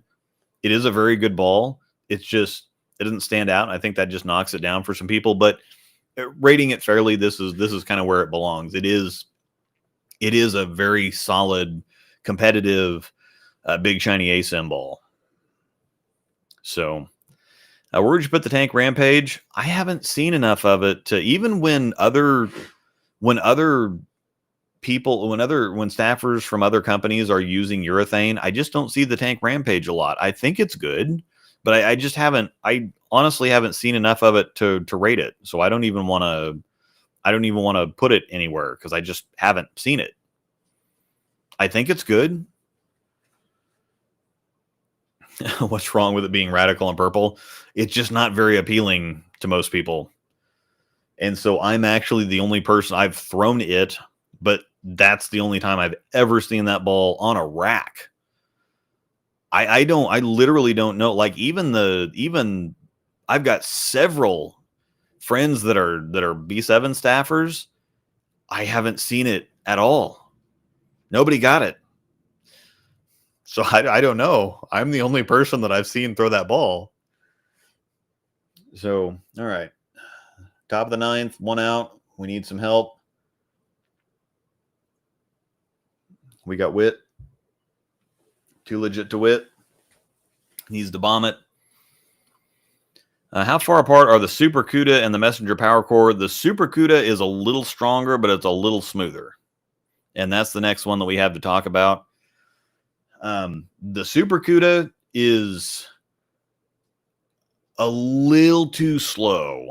For it is very slow. It's probably the slowest Brunswick ball outside of the Rattler Big Bite that we'll talk about. The CUDA and the Rattler Big Bite are very similar. I think the Big Bite's a little stronger ball. But the Super CUDA is definitely, for those of you that go back to the CUDA days, it is absolutely a Super CUDA. That's one of the Messenger Power Core, it is the Messenger tie. It is. I mean, it is that ball. They did so well with making these balls feel like the balls that they're, throwing back to. The Super CUDA is absolutely a Super CUDA. Oh, Whitley. Okay, get out of there. But it's medium strength and it's very slow. I don't think I can. It belongs down here with some of the other stuff. It's IQ Tourish, but it's slow, and for me it's kind of blah. It needs a little bit more help than I can give it. So it is something that like a two-hander could saw on and do great with.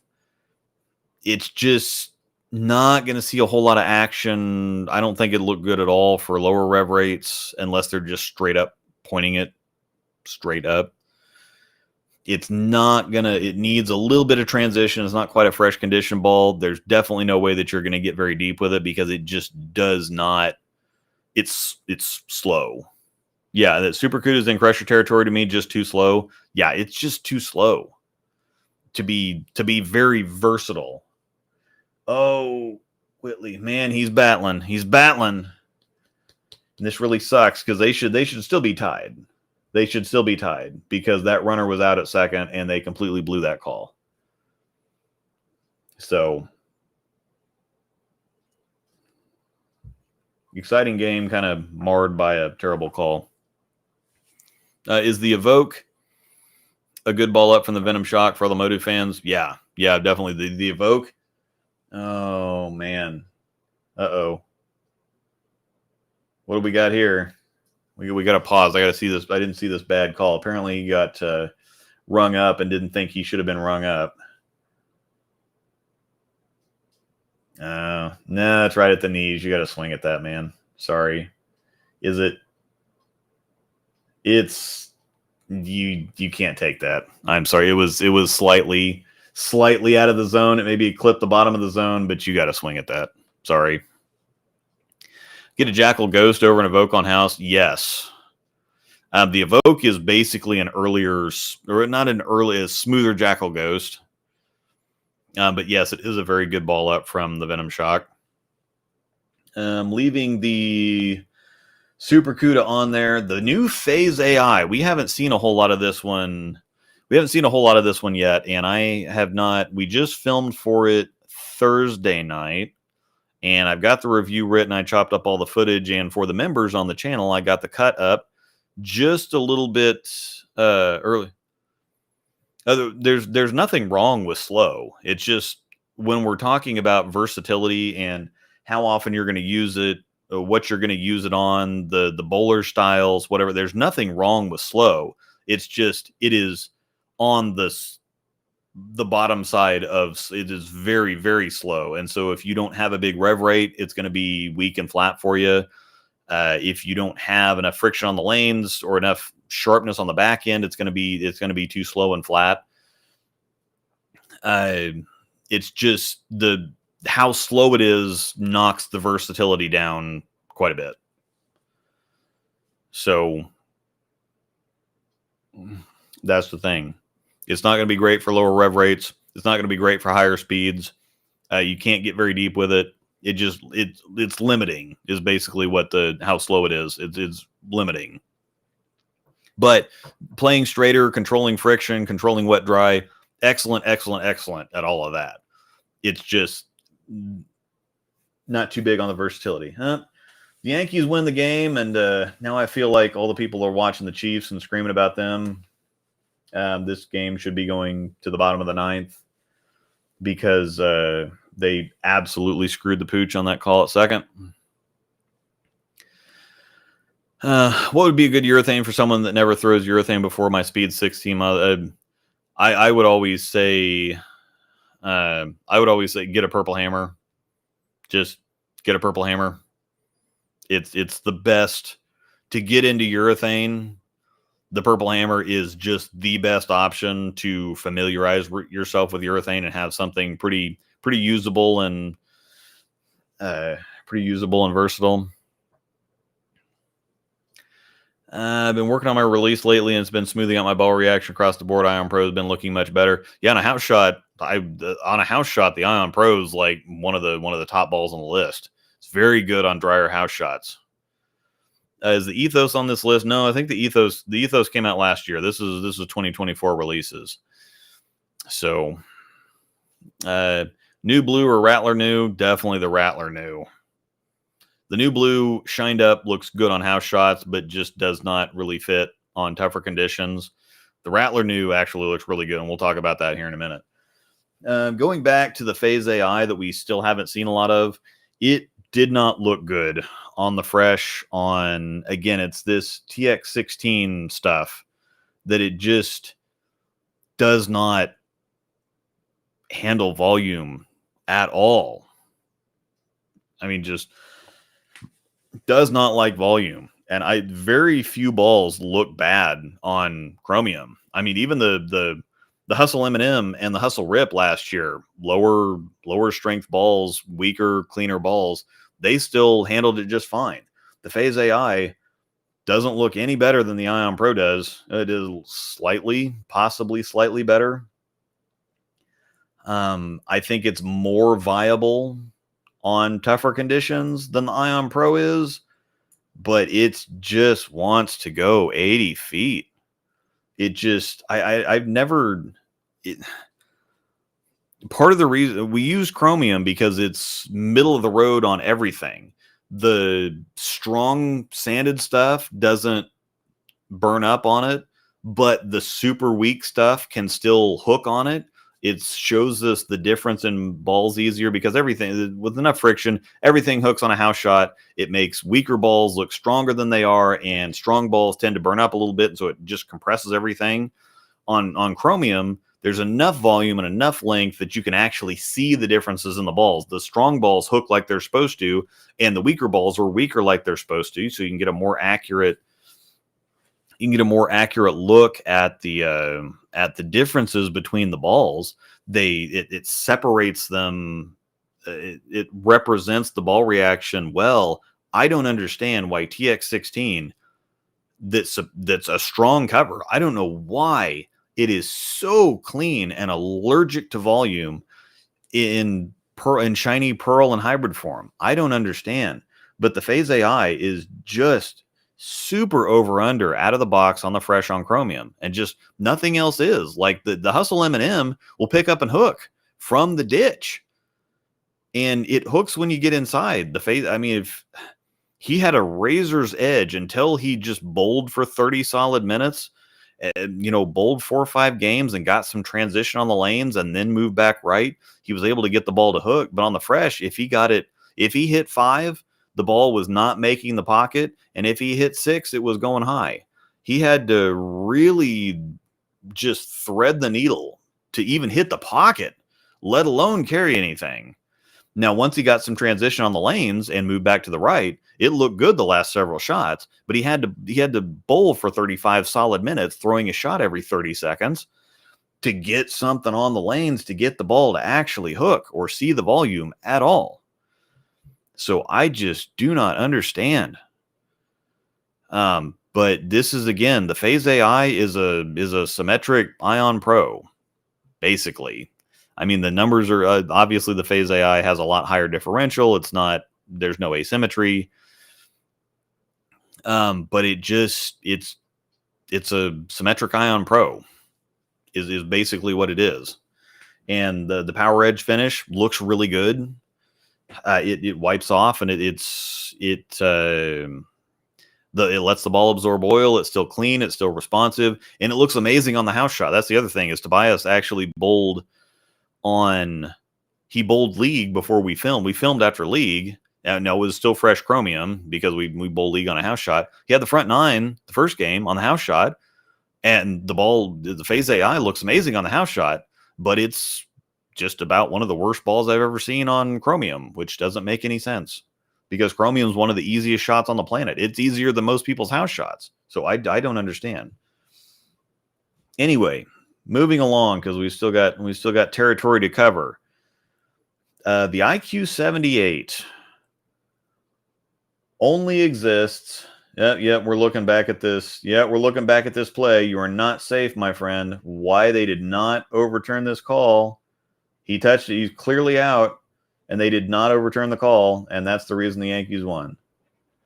And they're showing it in replay again and again. Yep, he's clearly out, and they didn't overturn that call because they're the Yankees. Man, I would have ran out there and been screaming. Anyway, IQ 78. The only reason it exists is because Storm had to come up with it was because of that. They blew that call at second base where the guy was clearly out, and they showed it on replay a million times, and they just showed it again. It's like he's clearly out, but they just blew the call. So I don't understand. But best of 5.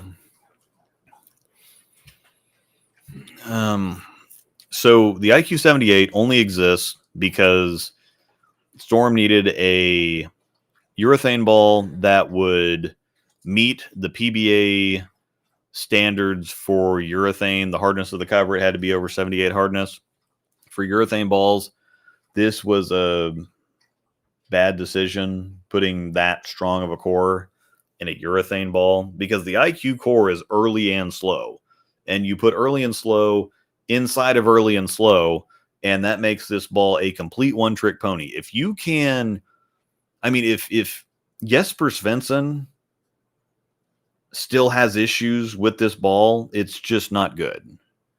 Now, this ball is I think that this ball, if you're pointing it off the corner, if you can trap it, keep it in front of you, and you get the right layout and the right surface working with it and has the right situations, it is a magic ball if you can keep it in front of you and walk it into the pocket. If you have plenty of volume up front, once your heads start disappearing and you have to play with angles and whatever, it's awful. It does have one trick, though, and it's very good at that one trick, but it's just not good. I mean, I kind of have to put it down here because it is a Masterline ball, which means it's still one of the most expensive urethane balls, if not the most expensive urethane balls on the market. I got to look this up again. Black Hammer. Black Hammer urethane. What? Why does it not have it? Is this the original Black Hammer? Oh, God. Whatever. Black Hammer 78. Let's do this.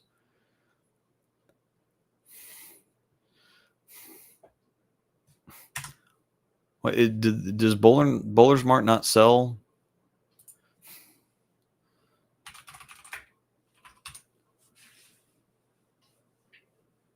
Bowler's Mart doesn't sell the black hammer. This doesn't seem right. All right, let's do it this way. Let's go to the hammer balls. What's it under? What's it called? Hammer Black Pearl Urethane Bowling Ball. Okay, whatever. 150. So you can get a 78D Black Pearl hammer for 150. You can get a purple hammer. Where's the Perp Daddy? It's also 150. IQ 78. It's a Masterline ball. Oh, okay. It's also 150. Okay. So I can't really knock it for the price. That's the same price as the purple and the black. It's just not anywhere near as good as the purple or the black. All right. Thank you for the donation. We've got to stop and talk about this really quick. I have a gem, Eternity Phase 2 Zen IQ Tour High Road Pearl. Do you think I'm missing anything in my arsenal? Love the content. Thank you. I appreciate the compliment. I don't really think, because you've got a big, strong ASM. You've got a cleaner, sharper ASM. Then you've got a strong sanded symmetric ball. And then you've got a cleaner, strong symmetric ball. And then you drop down to the IQ Tour, which is a medium strength symmetric ball, and a High Road Pearl, which is a cleaner, sharper symmetric ball. There's not any real holes in that I can see on paper anyway.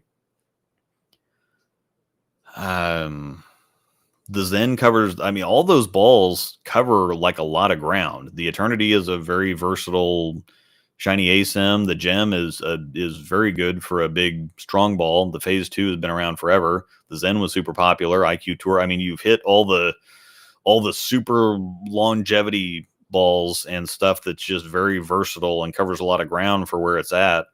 Outside of, I would put a urethane ball in there if you're just bowling on house shots and don't really need to worry about urethane. That's about as solid as a lineup on paper as you can get. So I don't see anything. I think you're in pretty good shape. Appreciate the super chat. Once again, to quote Stu Williams, I'm just here for the super chats.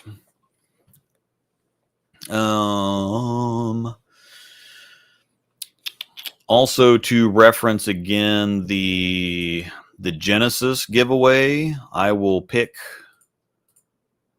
some.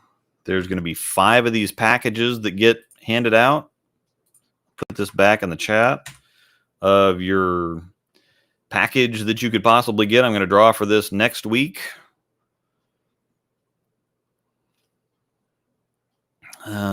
Yeah, I don't see the Optimum Idol Pearl on your list. Yeah, the Optimum Idol Pearl is not. I miss getting that on there. And then there's another one that I then one of the new Motive balls, the Liberty something or the Pride Liberty. So I've got 2 of them that I did not get on there that I need to cover. So anyway, 5 packages that Genesis wanted to give away. I'm wearing some of the K-Motion tape right now, and it really is helping my. I thought it was just kind of okay. You're putting tape on yourself. That seems kind of stupid. It's helping my elbow feels great. I've had it on for the last day. It's been through 2 showers. It's still hanging on just fine. It's not rolling up at any of the corners or whatever else. I'm just going to sleep with it tonight and probably wear it all day tomorrow too. I don't know. And it's actually helping my tendonitis significantly. So I'm just going to go with it. Crimson, did the Crimson Jackal come out this year? I think yes, it did. And the stuff I haven't thrown, I was a little fuzzy on, and I just missed some stuff like I knew I was going to. So, yep. All right. Back to the rat killing. The Rattler Big Bite is also kind of smooth like the Super CUDA. It's a little stronger and it's a little bit more punch. It's in Summit Ascent. It's in this territory here. It is a little on the slower side, so I'm gonna put it right under the Summit Ascent.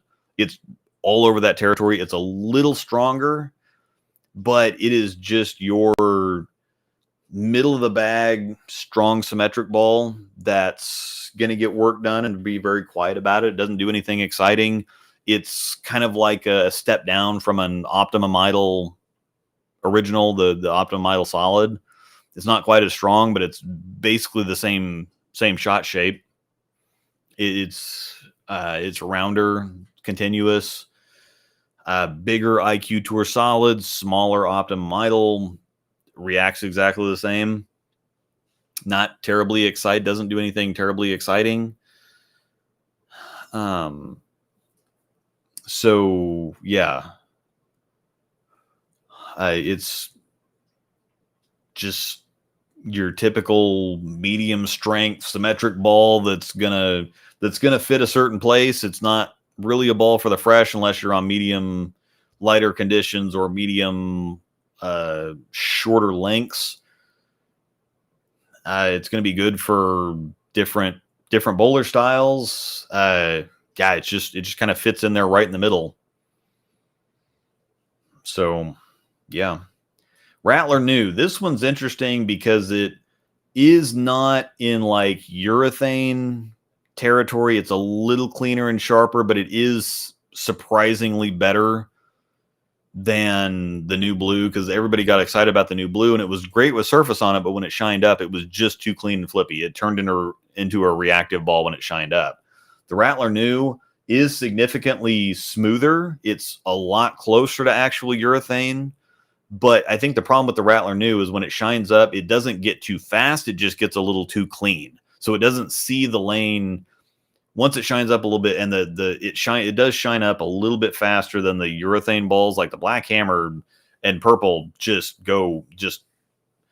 stay dull forever.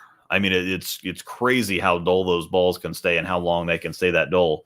The Rattler New, with it being an actual reactive cover stock, it does shine up faster than a traditional urethane ball. And it's not that it gets fast, it just gets a little too clean. So it doesn't quite see the lane front to back, but it is a very nice in between urethane. When urethane's a little too early and reactive balls are a little too fast, this does split the gap really well. And so I can't, it's better than a middling type of ball, and it's not quite as good as urethane, but it bridges the gap a whole lot better, I think, than anything we've had before. Because typically it's either too close to urethane or too close to reactive. And somebody put something in here about the UC3 earlier, but the UC3 was just too fast. It was too much ball, but it was also too fast. The Zen U was like a Rattler New, or like not the new blue. The Zen U and the new blue just too fast.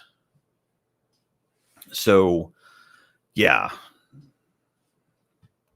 Radical Conspiracy. This is, I've got to put it, it's basically a Black Widow 3.0. It's a little bit faster, Black Widow 3.0. And it's strong, so I don't think it's quite as versatile as the 3.0 or the Absolute Power, but it's good.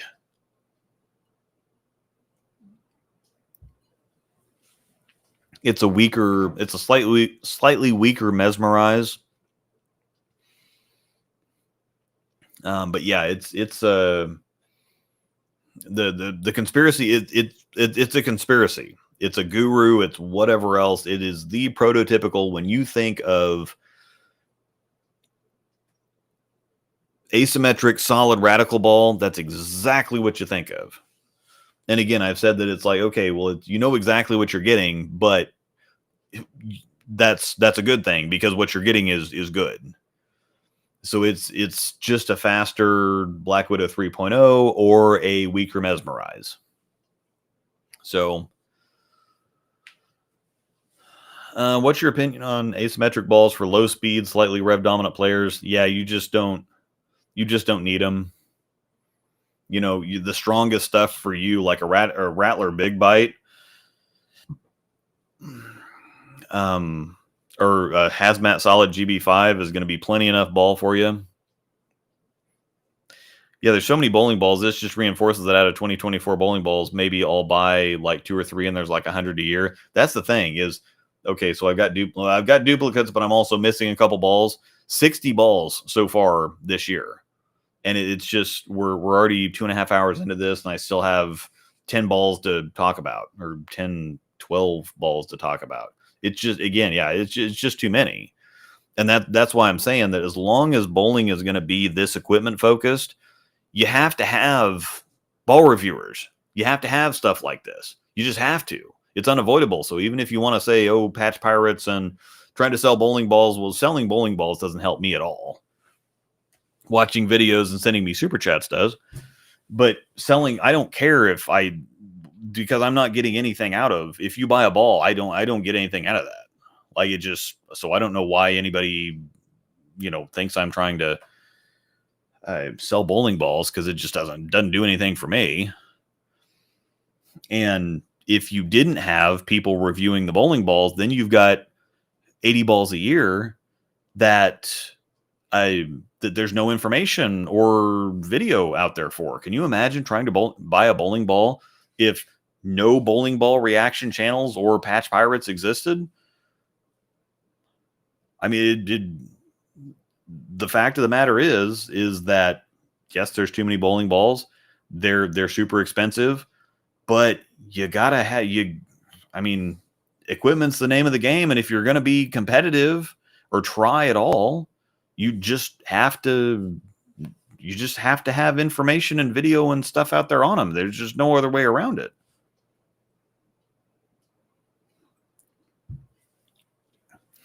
Bump the rest, just rate the vaporize. People like new stuff. I'll see. Yeah, I like the UC3 too. It just is closer to reactive than urethane. It didn't really fit for urethane. Now it did when I shined it up. It was really good, and I've actually still got some that I wouldn't mind drilling up because it was great once it got some shine on it. But all right, here to keep this moving. Optimum Idle, I've got to put that up because it's right on top of the GB5. I can't say that it's better. I think it fits right there, but it's definitely up near the top. The Optimum Idle Solid is just good. I don't think it's better than the GB5, but it's extremely close to the original Idle.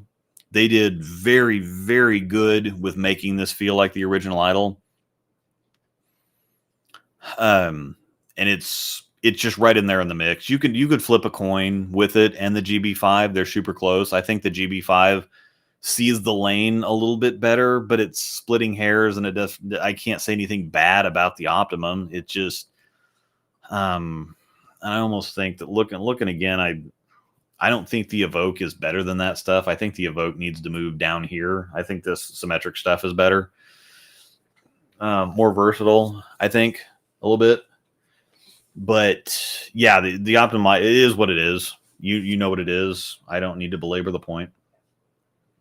Stealth Hybrid is a slightly more interesting chill pearl, but it's still, in terms of usability, and it's right on top. It's the same ball, basically.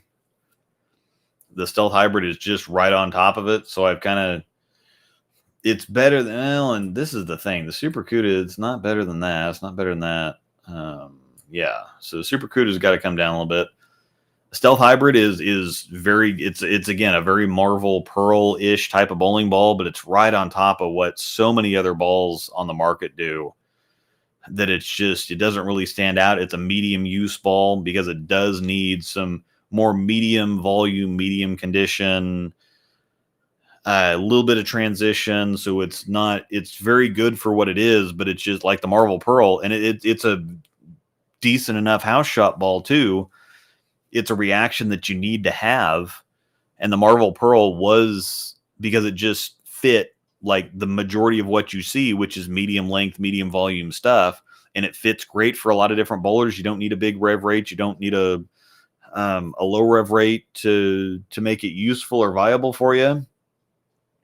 But It's just not going to be a super high use ball. It's just right in the middle. Just right in the middle. Scorpion Strike. Where can I put this ball? Because this ball is exceptional, especially for the price.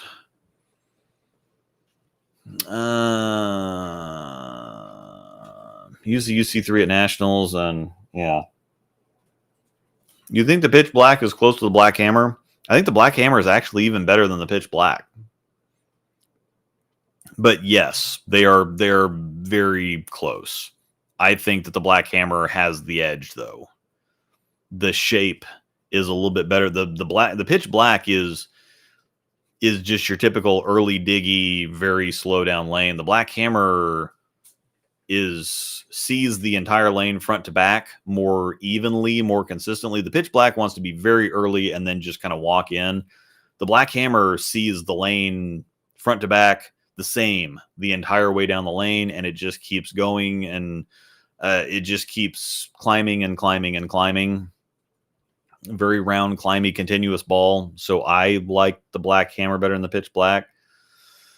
Will the list be any different if mostly playing on high friction house? Yeah, absolutely. This is just specifically a for sport conditions list. This list is a lot different if you're on high friction house, because a lot of this stuff at the top, like the Ion Max, would be further down. The Mesmerize, the Max Bias, the GB5, Optimum Idle, and a lot of this cleaner, sharper stuff would be, a lot of this stuff would be flipped. But again, this is for sport, tougher conditions. Is there a discernible difference between the Idle Helios and Optima as far as cover stocks go? The Idle Helios basically has REX solid on it.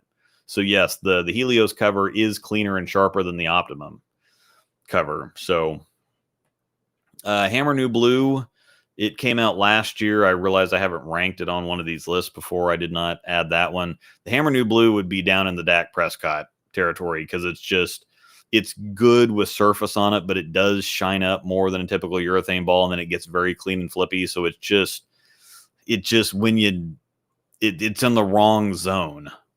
It's just when you need urethane, it's not urethane enough, and when you need reactive, it's not reactive enough. It just kind of falls in no man's land.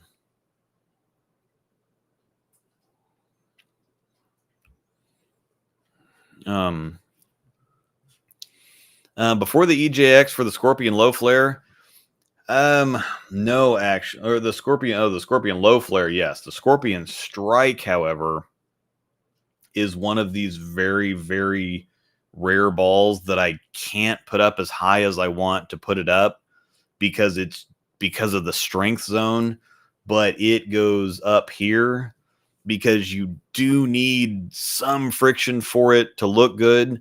But as soon as you get into a little bit of transition, whatever the length, whatever the volume, for some reason, this ball is just got that intense mindset kind of magic to it. It works in situations, on conditions, when it shouldn't, but it does because it's a lower end, kind of medium strength symmetric ball that shouldn't be that special or anything, but it's got a great shape. It's very stable, even though it is kind of cleaner and sharper. It's still stable. It's still controllable. You can use it on longer patterns. Once you get a little bit of friction to work with, this ball is incredibly versatile. And whether you've got a high rev rate, a low rev rate, whatever else, it's a better messenger power core. And that's kind of tough to say because the messenger power core is good enough itself. But the Scorpion Strike can get further inside. It handles angle better. You can also throw it straighter. It's better than the sum of its parts on paper. And yes, the Helios lane shines too fast for me. That's the other thing, is that when it lane shines, it gets very clean and flippy. And that was the thing why people didn't really take to it like they did other idle releases.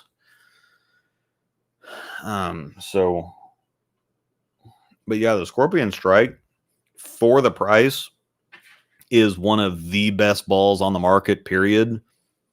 It's one of the best balls on the market anyway, but for the price, it puts it up there even further. It's really something. Sublime Focus. This one is very weird because it is really early and slow with surface on it and gets extremely long and flippy when it shines up. I have never seen a big like between Tobias and Zach. Typically, Tobias doesn't really get along with symmetric balls that well. They shape quite a bit better for Zach, but I have never seen a ball have that big of a difference between shiny and dull. It just absolutely is very early and strong with surface, and then it shines up. And I can't really say it's clean, but it gets just crazy responsive. I mean, it's almost, it is one of the sharpest balls, period, out there available when it shines up. And so I don't really know where to. I've seen some people use it on tougher conditions, and it just doesn't really look that good because it either wants to be too early and slow or too long and flippy. And so oddly enough, it just doesn't end up fitting where it should. I think it's better than the Phase AI and the Ion because it at least hooks, but it's just there's a chasm between shiny and dull. And I think that whenever there's that big of a difference between a shiny ball and a dull ball, or between a ball when it's shiny versus dull, it's always going to lane shine with surface on it. And so so those are the balls that it's like, okay, so the Tour Dynamics was this way too. It looked very good at like 1,000 grit, and then when it shined up, it was just a marble. It just didn't hook quite enough. It was very, very weak. But if a ball is going to shine up while you're using it, then that for me limits it to, okay, if you have a ball like the Optimum Idol or the Hazmat Solid GB5, as they shine up, they don't change nearly as much. There isn't that big of a gap between shiny and sanded, at least in friction response. Like, they're going to get a little cleaner, they're going to get a little sharper, but the Optimum Idol, shiny versus dull, is about the same friction response. It doesn't all of a sudden get like super sharp if it shines up. It's still fairly smooth and controllable. The Tour Dynamics just goes from hooking a bunch and looking really great to not, just kind of sailing. And so that to me limits it to just being, if it doesn't look good shiny, or if I can't use it shiny, I'm not going to use it. So the Sublime Focus kind of falls in there for me. So if you have it at 2,000 grit and it looks great, well, in 2 games, it's all of a sudden going to be really sharp. And you're probably not going to want that if you're bowling on tougher conditions, unless you can keep moving in with it, unless the transition just matches the rate of shining up or lane shining. But if it, so this would be the Sublime Focus. I'm like, okay, well, I'm just not going to sand it because it's going to get too flippy when I shine it. So if I can't use it shiny, I'm just not going to use it. And shiny, this ball is relegated to a very small niche kind of area on tougher conditions because you need some transition, but not a whole lot of transition. It needs some room on the lane. It still hooks a lot, but it's really sharp at the same time. And it just doesn't, I think there's far better choices if you're looking for a big sanded solid. Again, you on tougher conditions. Now on house shots, this would be quite a bit higher because if you just let it shine up and throw it on a house shot, very, completely different type of scenario situation. It just, if you're looking for a strong sanded symmetric ball, one of these up here just needs to get the nod. Summit Peak. This one's interesting because it's kind of like a baby exotic gem. It's kind of chuggy. It's kind of strong, but it's kind of clean and kind of sharp, and it just kind of fits right there in the middle of everything. I think it's in, I think it's better than, I think it's actually at the top of this category. It's not quite as good as a Messenger Power Core or a Scorpion Strike or some of this other stuff. But as far as shiny strong symmetric balls go, it's kind of at the top of the list, really. Realistically speaking, because of how well it controls the lane. I don't particularly like it. Again, I think it's like a C. I think I gave it a C on the report card. because there's going to be better options for most people on sport conditions and on house shots. But for bigger rev rates, I know a friend of ours that he loves this ball. He's a two-hander and kind of slow rolls it, and it's clean but rolly, but it pops a little bit, but it's also controllable, and it just kind of, it's so in the middle of everything that it has its own little zone. You can say that there's better choices kind of across the board, and I wouldn't argue with you, but it's solid. And if it works for you, this is going to be one of those things that if you match up with this ball and it works for you, it's going to be amazing. But for the majority of people, there's better, strong, symmetric, shiny balls out there. So, the Hitter Pearl, y'all don't even know what's about to happen to you on this one.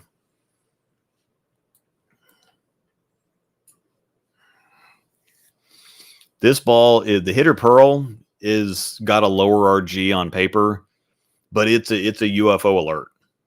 It's just a UFO alert. And if the UFO alert and the Attention Star existed at the same time, that's an absolute coin flip.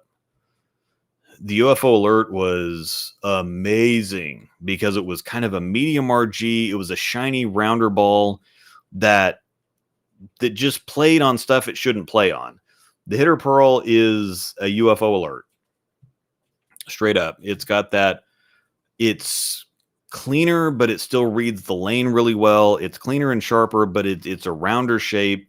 It's very controllable. It's very versatile. It pops enough for lower rev rates. It's controllable enough for higher rev rates. It's a UFO alert. That's just what it is. It's a ridiculously good ball.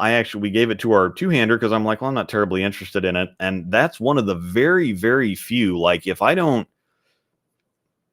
go out of my way for bowling balls very often. This one, after having seen it, if I didn't have an Ion Pro for that looked so good on the house shot, and even then, the Hitter, well, I've got a Vaporize too, and we're going to talk about that ball in a minute because that one's special too. But the Hitter Pearl is extremely, extremely good. It fits for a lot of people on a lot of different conditions. You don't need a whole lot of transition for this ball to work or be viable, and you can play all over the lane. It's clean enough that it's going to reach down to a lot drier than you would think, and it's also kind of strong enough that it can reach up quite a bit too. This one is really good, and it's a coin between this and the Attention Star. If you threw them both side by side, I think people would be stunned. This one is not quite an Attention Star, but it is ridiculously close, again, to the point where I would say if you put them side by side and you just flip a coin, you're not going to be unhappy with whatever you end up with. It's just that kind of ball. The Road. This is just in Kaboom Endeavor territory. It's not bad, but this just feels like when I went to make the list for the report cards this year, I had completely forgotten this ball even existed, and it just came out a couple months ago. This is one of the most apathetic releases where it's just like, okay, we're putting AI in everything, and so we're going to do an AI high road. And this is just what it's going to be, and we're going to put REX on it because we've been putting REX on everything too, and it was just a mathematical on paper AI REX high road. Just send it because that's what we're doing. And it's not bad. It was right on top of the Journey. I don't know why they put both of them out at the same, or why both of them are out at the same time, because they're very, very close to each other. And the Road is a decent ball, but REX still, I can't trust it on tougher conditions. On a house shot, sure, this would be rated a whole lot higher. Or I guess the report card, it wasn't really rated a whole lot higher. But the problem is just there's so many other balls that it's just right on top of. It's nothing that stands out. It's nothing that's special. It's one of the balls that doesn't really look that good with AI in it, because the high roads want to be kind of long and flippy. AI wants to make everything a little chuggier and earlier. And I think it just kind of fights each other. It just, the ball wants to be very clean and flippy, but it also wants to be kind of chuggy and tumbly. And it just doesn't, it just got lost in the shuffle. Yeah, I think people forgot. Yeah, nobody really cared about it when it came out, and then they completely forgot about it later. I think that this is, I don't know. I don't think anybody cared about it. Anybody who's really interested in it. It's like, okay, it's an AI, and then it's an AI high road, and then they kind of saw it, and it's like, oh, well, that's, I mean, it's okay, but it just, nobody was interested, I don't think. Yeah, it's a journey for the cheaper journey. It's a journey for the people who refuse to buy a Belmo ball. Pretty much.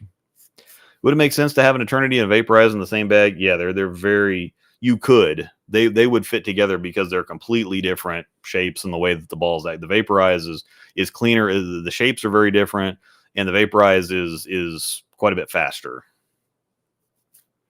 Idle Pearl and Phase AI similar, not house shot.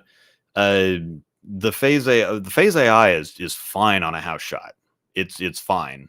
It is kind of like an Idle Pearl on a house shot. So yeah, Phase AI, very high marks on the house shot. Definitely not on any kind of volume. All right, a couple balls left. Tundra Blue Fire. This was designed for lighter volumes and transition and tougher stuff. And it just, the one thing that knocks it, it looks good. It reaches up quite a bit higher than you'd expect it to. It just needs transition. And it's just not, you're going to want more stable ball reactions, like a little bit lower RG stuff for the higher volumes, longer patterns, like the Messenger Power Core, like the Scorpion Strike. The one thing that limits this, the Tundra Blue Fire, is that it is just designed for significant transition, lots of dry. And so that's the only thing that holds it down a little bit. It does what it's supposed to do. It just ultimately is not going to see a whole lot of time. So I have to put it down here. Just because you're not going to use it very often. That is the only thing. As far as like quality goes, or how good it is, I mean, there's a lot of these balls that would be in completely different places if I rated how good they are at what they're supposed to do or what they do. But it's just the only thing that holds this ball down is you're not going to use it much. That's the only thing, because it's remarkable. I'd say if you bowl on drier conditions, or you're a higher rev rate, if you're rev dominant, you have trouble with things, it is still kind of strong-ish and kind of flippy-ish. But this is going to be better for you than a lot of stuff by far, and it is sneaky good, but you need a lot of transition, and you can't really use it on, even with transition, it's just not going to be the ball for longer, heavier stuff. Is there any difference between the Vibo and the Vaporize? They seem very similar to me. The Vaporize is about an arrow stronger. The Vaporize, the shape-wise, and just looking at the ball reaction, the shapes are identical. They're the very clean, flippy, rounder shape. The Vaporize just hooks an arrow more. It's just quite a bit. It's just the stronger ball by quite a bit. All right. Ultimate Defender. This is also kind of a middling ball. It's kind of I think I rated it a little bit higher in the report card, but it's kind of I can't put it down. I think yeah, I think it's going to go there. It's a little on the smoother side, but it is kind of medium-ish strength. If it shines up a little bit, it can get kind of cleaner and flippier. Actually, it's kind of like I don't know. I might actually have to put it down here because it's basically a Beyond Infinity with surface. That's all it is. So I kind of have to put it down there. So it's a solid ball. It's just, again, there's really nothing special about it. It's a little slow it's going to be a little on the slow side for most people. I think it's just, yeah, it's a Beyond Infinity with surface. That's all it is. I know, Buck, I'm coming. Buck, but it's past Buck's bedtime. It's past our bedtime too. I knew this was going to take forever, though. The Pure Madness, I should have started at 6. The Pure Madness is the crusher. It's a solid crusher, so it's just going to go right on top of it. And actually, I think the Atlas Hybrid is better, I think, than both of them. It's better than that one. It's better than that one. I like it better than that one. Yeah, that's better. The Pure Madness is an earlier, slower crusher. There's just really, the crusher's a hybrid Pure Madness. It's very gem-like. I think the gem is more versatile. So the gem would be up here kind of in the middle of the, kind of at the top end of some of this stuff. It's not, I think the Ion Max is actually better than the gem. So the gem would probably, for me, fit between the Mesmerize and the Max Bias. It's about as good as a big, strong, solid ball. The Pure Madness is just slower. It's just not quite as versatile. I have the XL Ion Pro Ocean Vibe. The Ion Pro hates fresh and does really well. Second game, I thought it could be a good benchmark ball. What would be the best benchmark ball looking at all brands? GB5. After you get the box surface is ridiculous. 1500 grit is stupid. But as far as like a good benchmark ball, get 10 games on it. And there's a guy that I one of my friends that I bowl with, and he has the GB5 and the Ocean Vibe. All he throws, one or the other.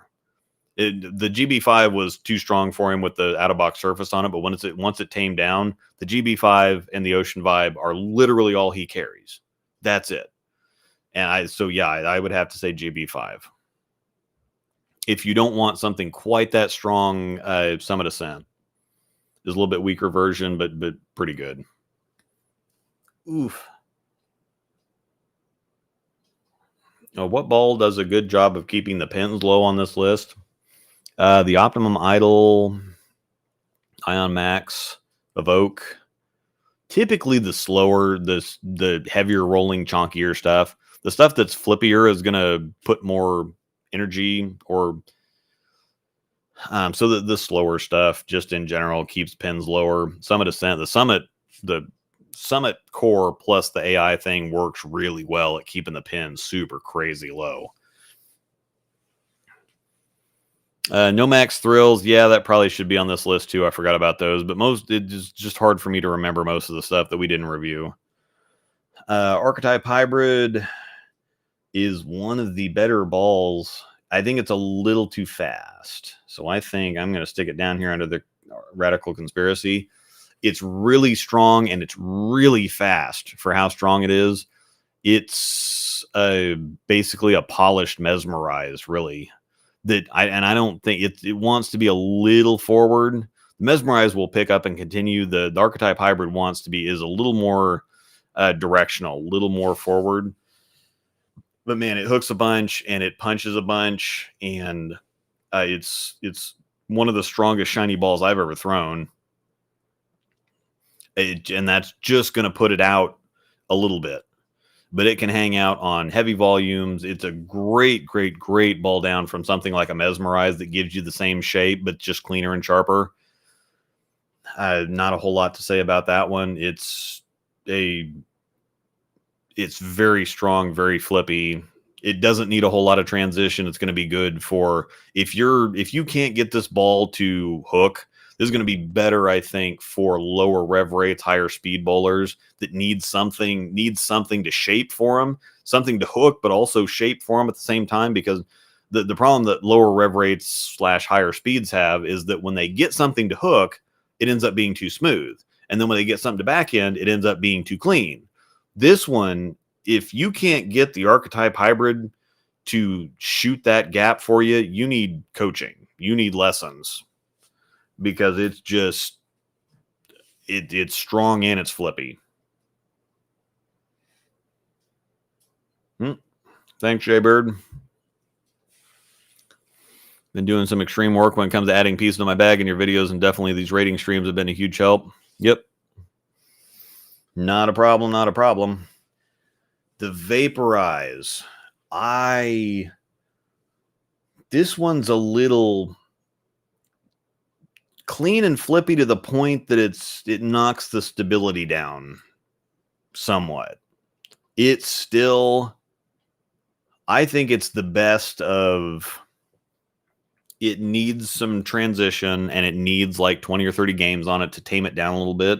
Because again, it's in archetype hybrid territory. It's just the rounder shape of it makes it more versatile, makes it more user friendly. I think a lot more people will get along with the Vaporize than the archetype hybrid. James got one, and he doesn't really like it because it's bordering on too clean and too flippy, especially for how strong it is too. If it was more like a hitter, that is the hitter and the Vaporize are the exact same shape. They're that nice round whatever else, but the hitter just reads the lane. It's a little more stable. The Vaporize hooks an awful lot, but it's really clean and flippy for how strong it is. So, but yeah, the Vaporize is one of the, like, for house shots, for league shots, it's like top of the list, easy. But I mean, even for James, he's tried to use it on the house shot too, and it's too clean. And when he trusts it to, it's a freaking boomerang. And when he trusts it to punch, it just goes a little too long. And then if he tries to straighten back up, then it just turns sideways. And so I think it needs a little bit of surface to kind of calm it down, tame it down. But I think it's just too clean and fast for how strong it is. And that can kind of cause some over-under issues a little bit. But I think it's definitely high up on the list for, in terms of the shape, how strong it is. Doesn't need a whole lot of transition. Lots of different bowler styles can use it. It might be a little too sensitive for tougher conditions, though, so I might have to knock it down even a little bit further than that. It might have to be. I'm a little biased in this case because I really, really like mine. I think, as far as technically speaking, I think the One Reverb is a better in that category. So I kind of have to put it down there. So I'll try not to be biased here. The Wicked Collision is a earlier, smoother One Reverb, so I just have to stick that right there. It's much, much better with surface on it. It still is kind of punchy, though. I want to put it up between the Mesmerize and the Max Bias, but I just can't. It's a little, even with the surface on it, it's kind of, I don't know, it's all over. That's the problem, is it's all over Mesmerize territory. I think the Mesmerize is just how dynamic it is. I don't know, because the Wicked Collision is a combination. It's a cleaner, faster Max Bias. It's earlier and slower than the Radical Conspiracy. It's kind of a Mesmerize, but it's also, the One Reverb is right on top of it. They do those balls at the same surfaces, do exactly, the One Reverb's a little cleaner and sharper, but they shape exactly the same. They hook the same amount. It's just freaking crazy. But if I put the Wicked Collision up there, I have to put the One Reverb up there too. So yeah, we're just gonna do that.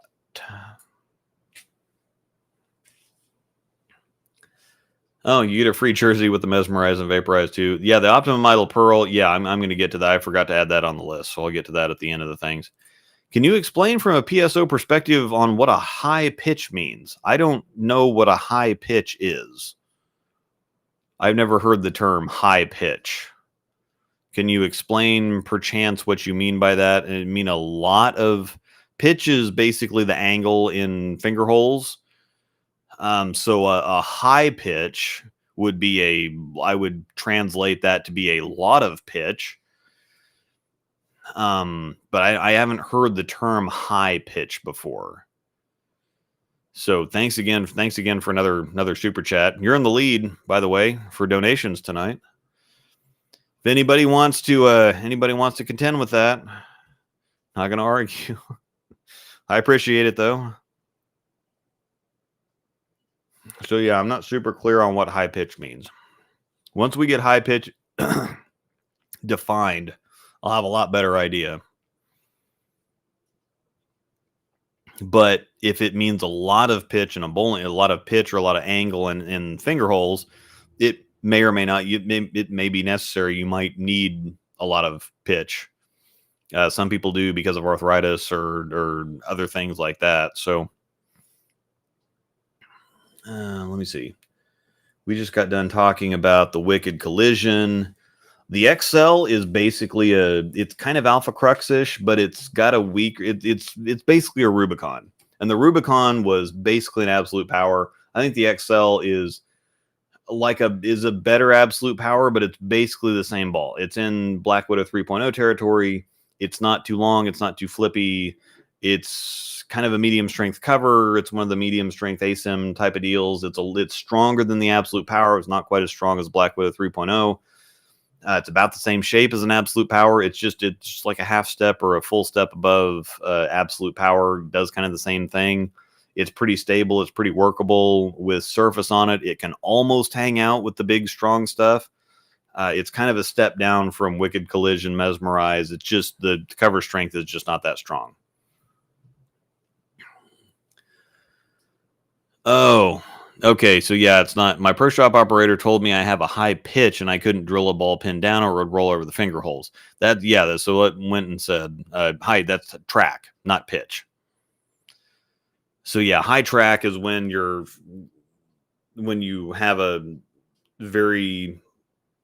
don't have a whole lot of tilt and the you track or the oil tracks are very close to your finger holes.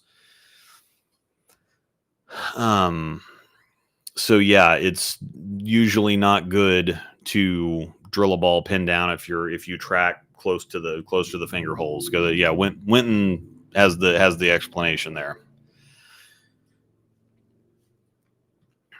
So I can't remember where I was at now. The XL.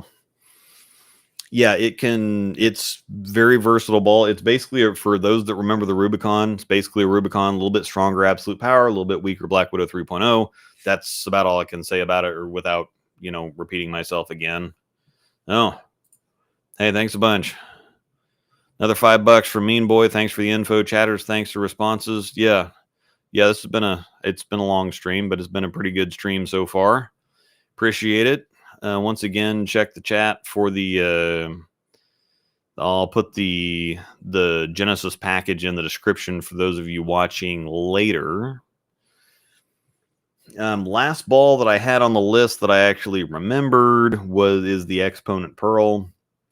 It's stronger than it's a whole lot stronger than it's supposed to be. It's basically, the funny thing is it's basically a more stable phase AI, which is crazy because this was supposed to be a clean.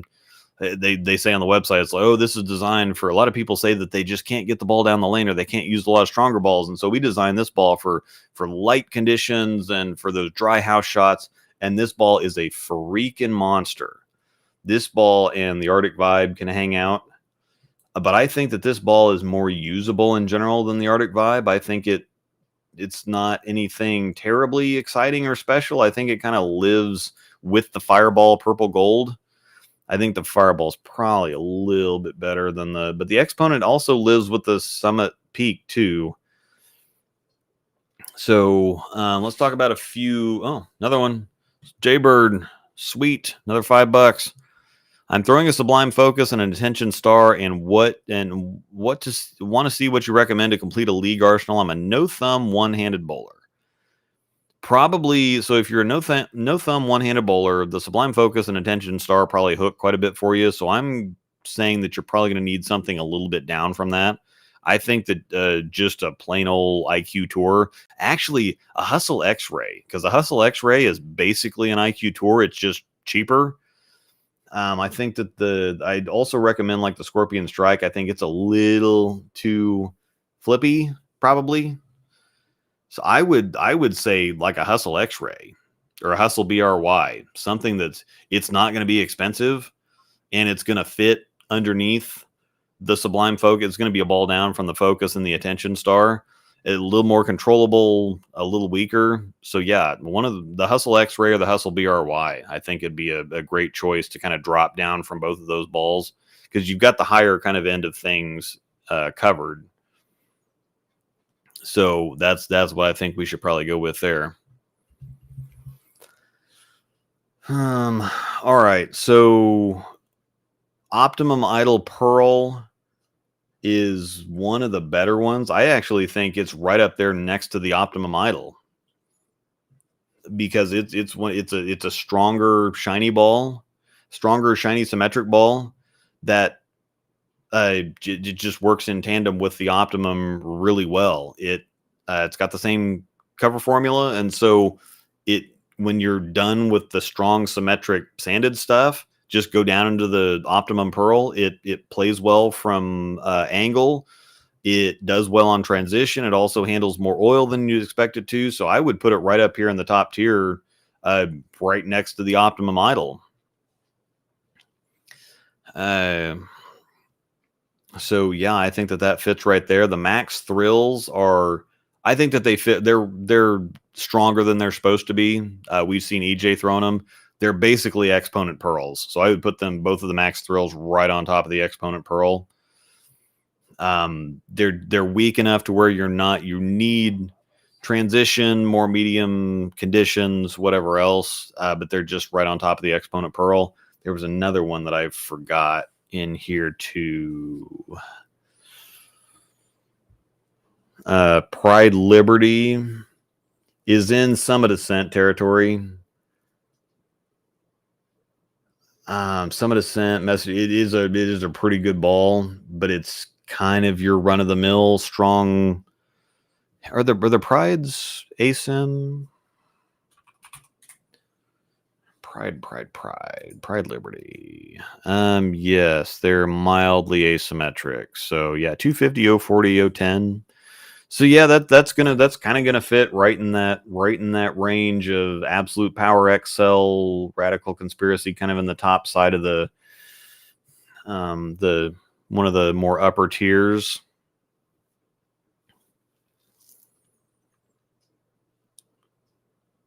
So yeah. Yeah, we got the high track question answered. What ball in the SPI lineup is comparable to the Nova? Nothing right now. Actually, the Brunswick's Ultimate Defender is basically a Nova. The Nova wasn't a super strong ball, and it was fairly tame and controllable. The Ultimate Defender is basically a Nova for all intents and purposes. There's nothing really that SPI has right now that kind of fits that. Like the Eternity Pi rolls like it, but it's stronger. So if you want to stick with SPI and you want something similar to the Nova, once you get a little bit of shine on it, you'll be fine with it. Angel still throws hers and likes hers quite a bit, but it is stronger than the Nova. The TDX, if they can get one. The TDX is a lot weaker, but Ignore me, even though I know what I'm talking about. mm-hmm.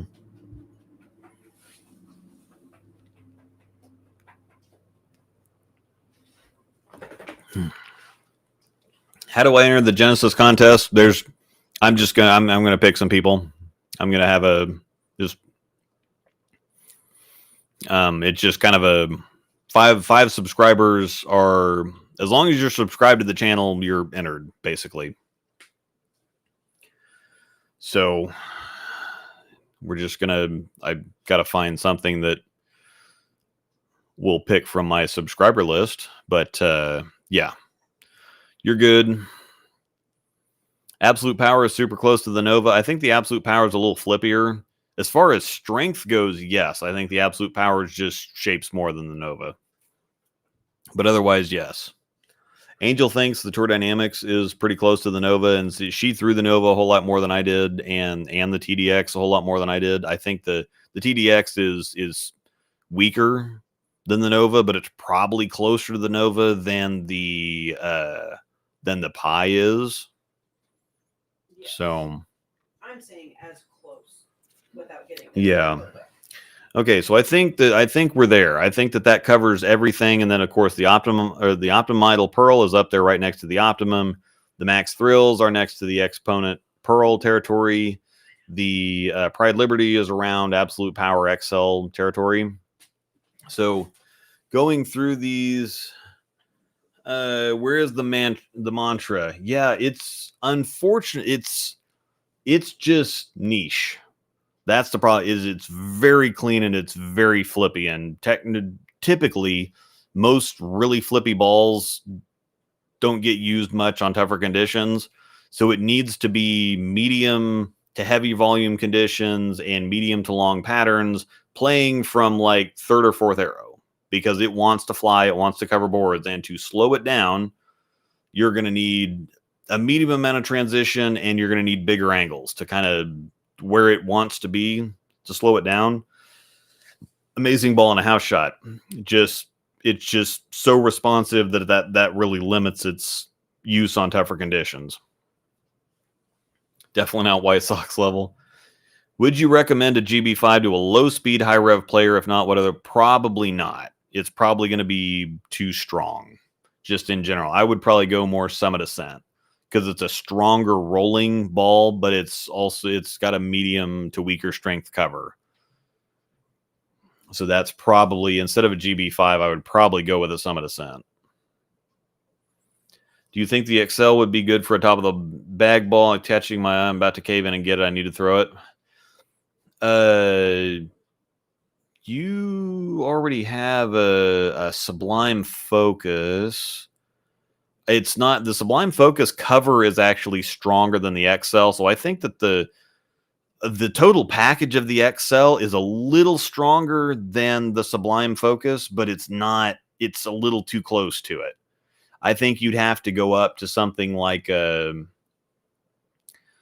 a top of the bag ball for somebody that throws the ball like you probably would be more Ion Max or Pure Envy territory, because the Pure Envy might be the best because it's going to be stronger than the Sublime Focus, but it's not like super big Mesmerize, Wicked Collision, Max Bias, Ion Max territory. The Pure Envy, I think it'd probably be where'd my freaking pointer? Oh, there's my pointer.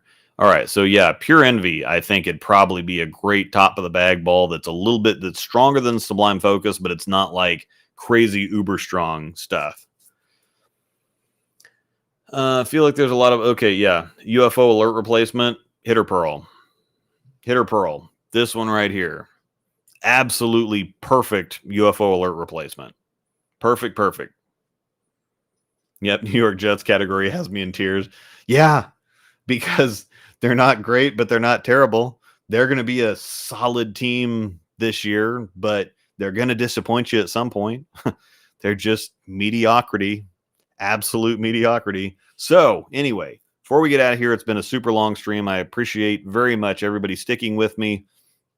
I need some water. I'm surprised my voice has held up this long. Thanks a bunch for all the super chats in here. I really appreciate that. I'm glad that everybody's enjoying these and there's so much engagement. And yeah, this is great. I love doing this kind of stuff. So let me go back through very quickly before we get out of here and look at these to make sure that they're all kind of where they need to be or where they're supposed to be. Or I might have the Evoke rated a little too high because it is kind of slow. I really don't think it's, and I'm a little biased here. I think it probably, just the versatility aspect probably has to be down here just because it is slow and it can burn up on higher friction. So I think that needs to come down a little bit.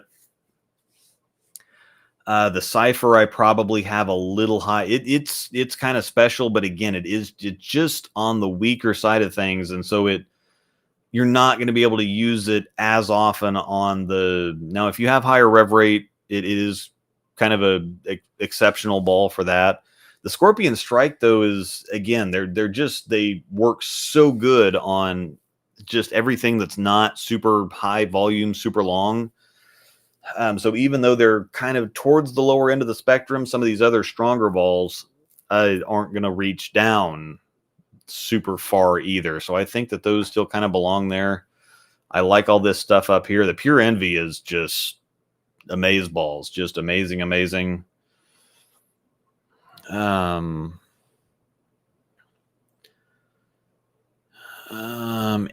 Thanks again for the donation here.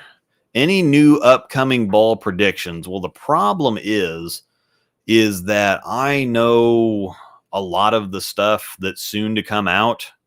I drink and I know things. So thanks, AC. Appreciate it. Thanks, Taylor. Any upcoming new ball? I kind of know a lot of the stuff that's going to hit the market soon. So I don't want to show my hand too much. Reaching out further, I'm not really good with the Brunswick stuff because they have so much stuff coming so often that it's Motive just put out Pride Liberty was out, and then they've got the new, they had the Sub-Zero, and then they have the new big flippy ASIM ball. So they're due for something weaker symmetric. So I would say that we're due for something in kind of the Venom line, like a solid, because they did have the Supra GT, which is a cleaner. So they need something Venom Shockish, or that would be the next kind of thing for them to come back out with, unless they do just like a giant strong ASIM. But they've kind of got the Evoke. It's not Jackal Ambush territory. So that's a little tricky. We call that having an NDA.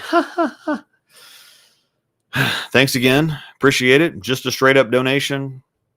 Showing appreciation. Thank you.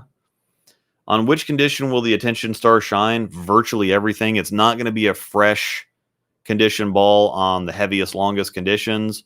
It fits, and it's not going to be a short pattern ball, but it is so good on medium stuff and into transition and significant transition. As soon as you get just the smallest amount of friction for it to work with, you can stay in it the rest of the time. The shape is so versatile that you can play straight with it. You can get deep with it. It just does so much in the middle so well, or the bulk of what, because you don't really see super heavy, super long patterns very often. You don't really see super short patterns very often. So the majority of the patterns that you see most often is where the Attention Star is. That's its wheelhouse. So yeah. Yeah. So yeah, everything else I think kind of fits where it's hard when you've got this many balls. I'm going to try to do this more often so that we're not spending 3.5 freaking hours talking about 60 different bowling balls, because that's kind of ridiculous. I'm going to try to do this a little bit more often. Hopefully every once a quarter would be better to keep up with this stuff. As the Optimum Idol Pearl a Zen replacement? Yeah, I'd say so. They're very close across the board. The Optimum Idol Pearl is a little rounder. The shapes are slightly different, but the overall hook potential and where they fit and everything that's about as close as you're going to get realistically. So, all right, this has gone on long enough. I could keep talking for another 30, 45 minutes or something. I'm good with where everything's at. Thanks everybody for hanging out and watching. Appreciate it immensely. Hopefully I've got something going on next Saturday. Maybe I might do a morning stream. I know it's not as great as this, but I've got some new stuff coming. The Phase AI videos will be coming very soon, along with some other, there's always stuff coming out. And so there will be other reviews and such before too long. I've got some other stuff in the works for just some informational videos.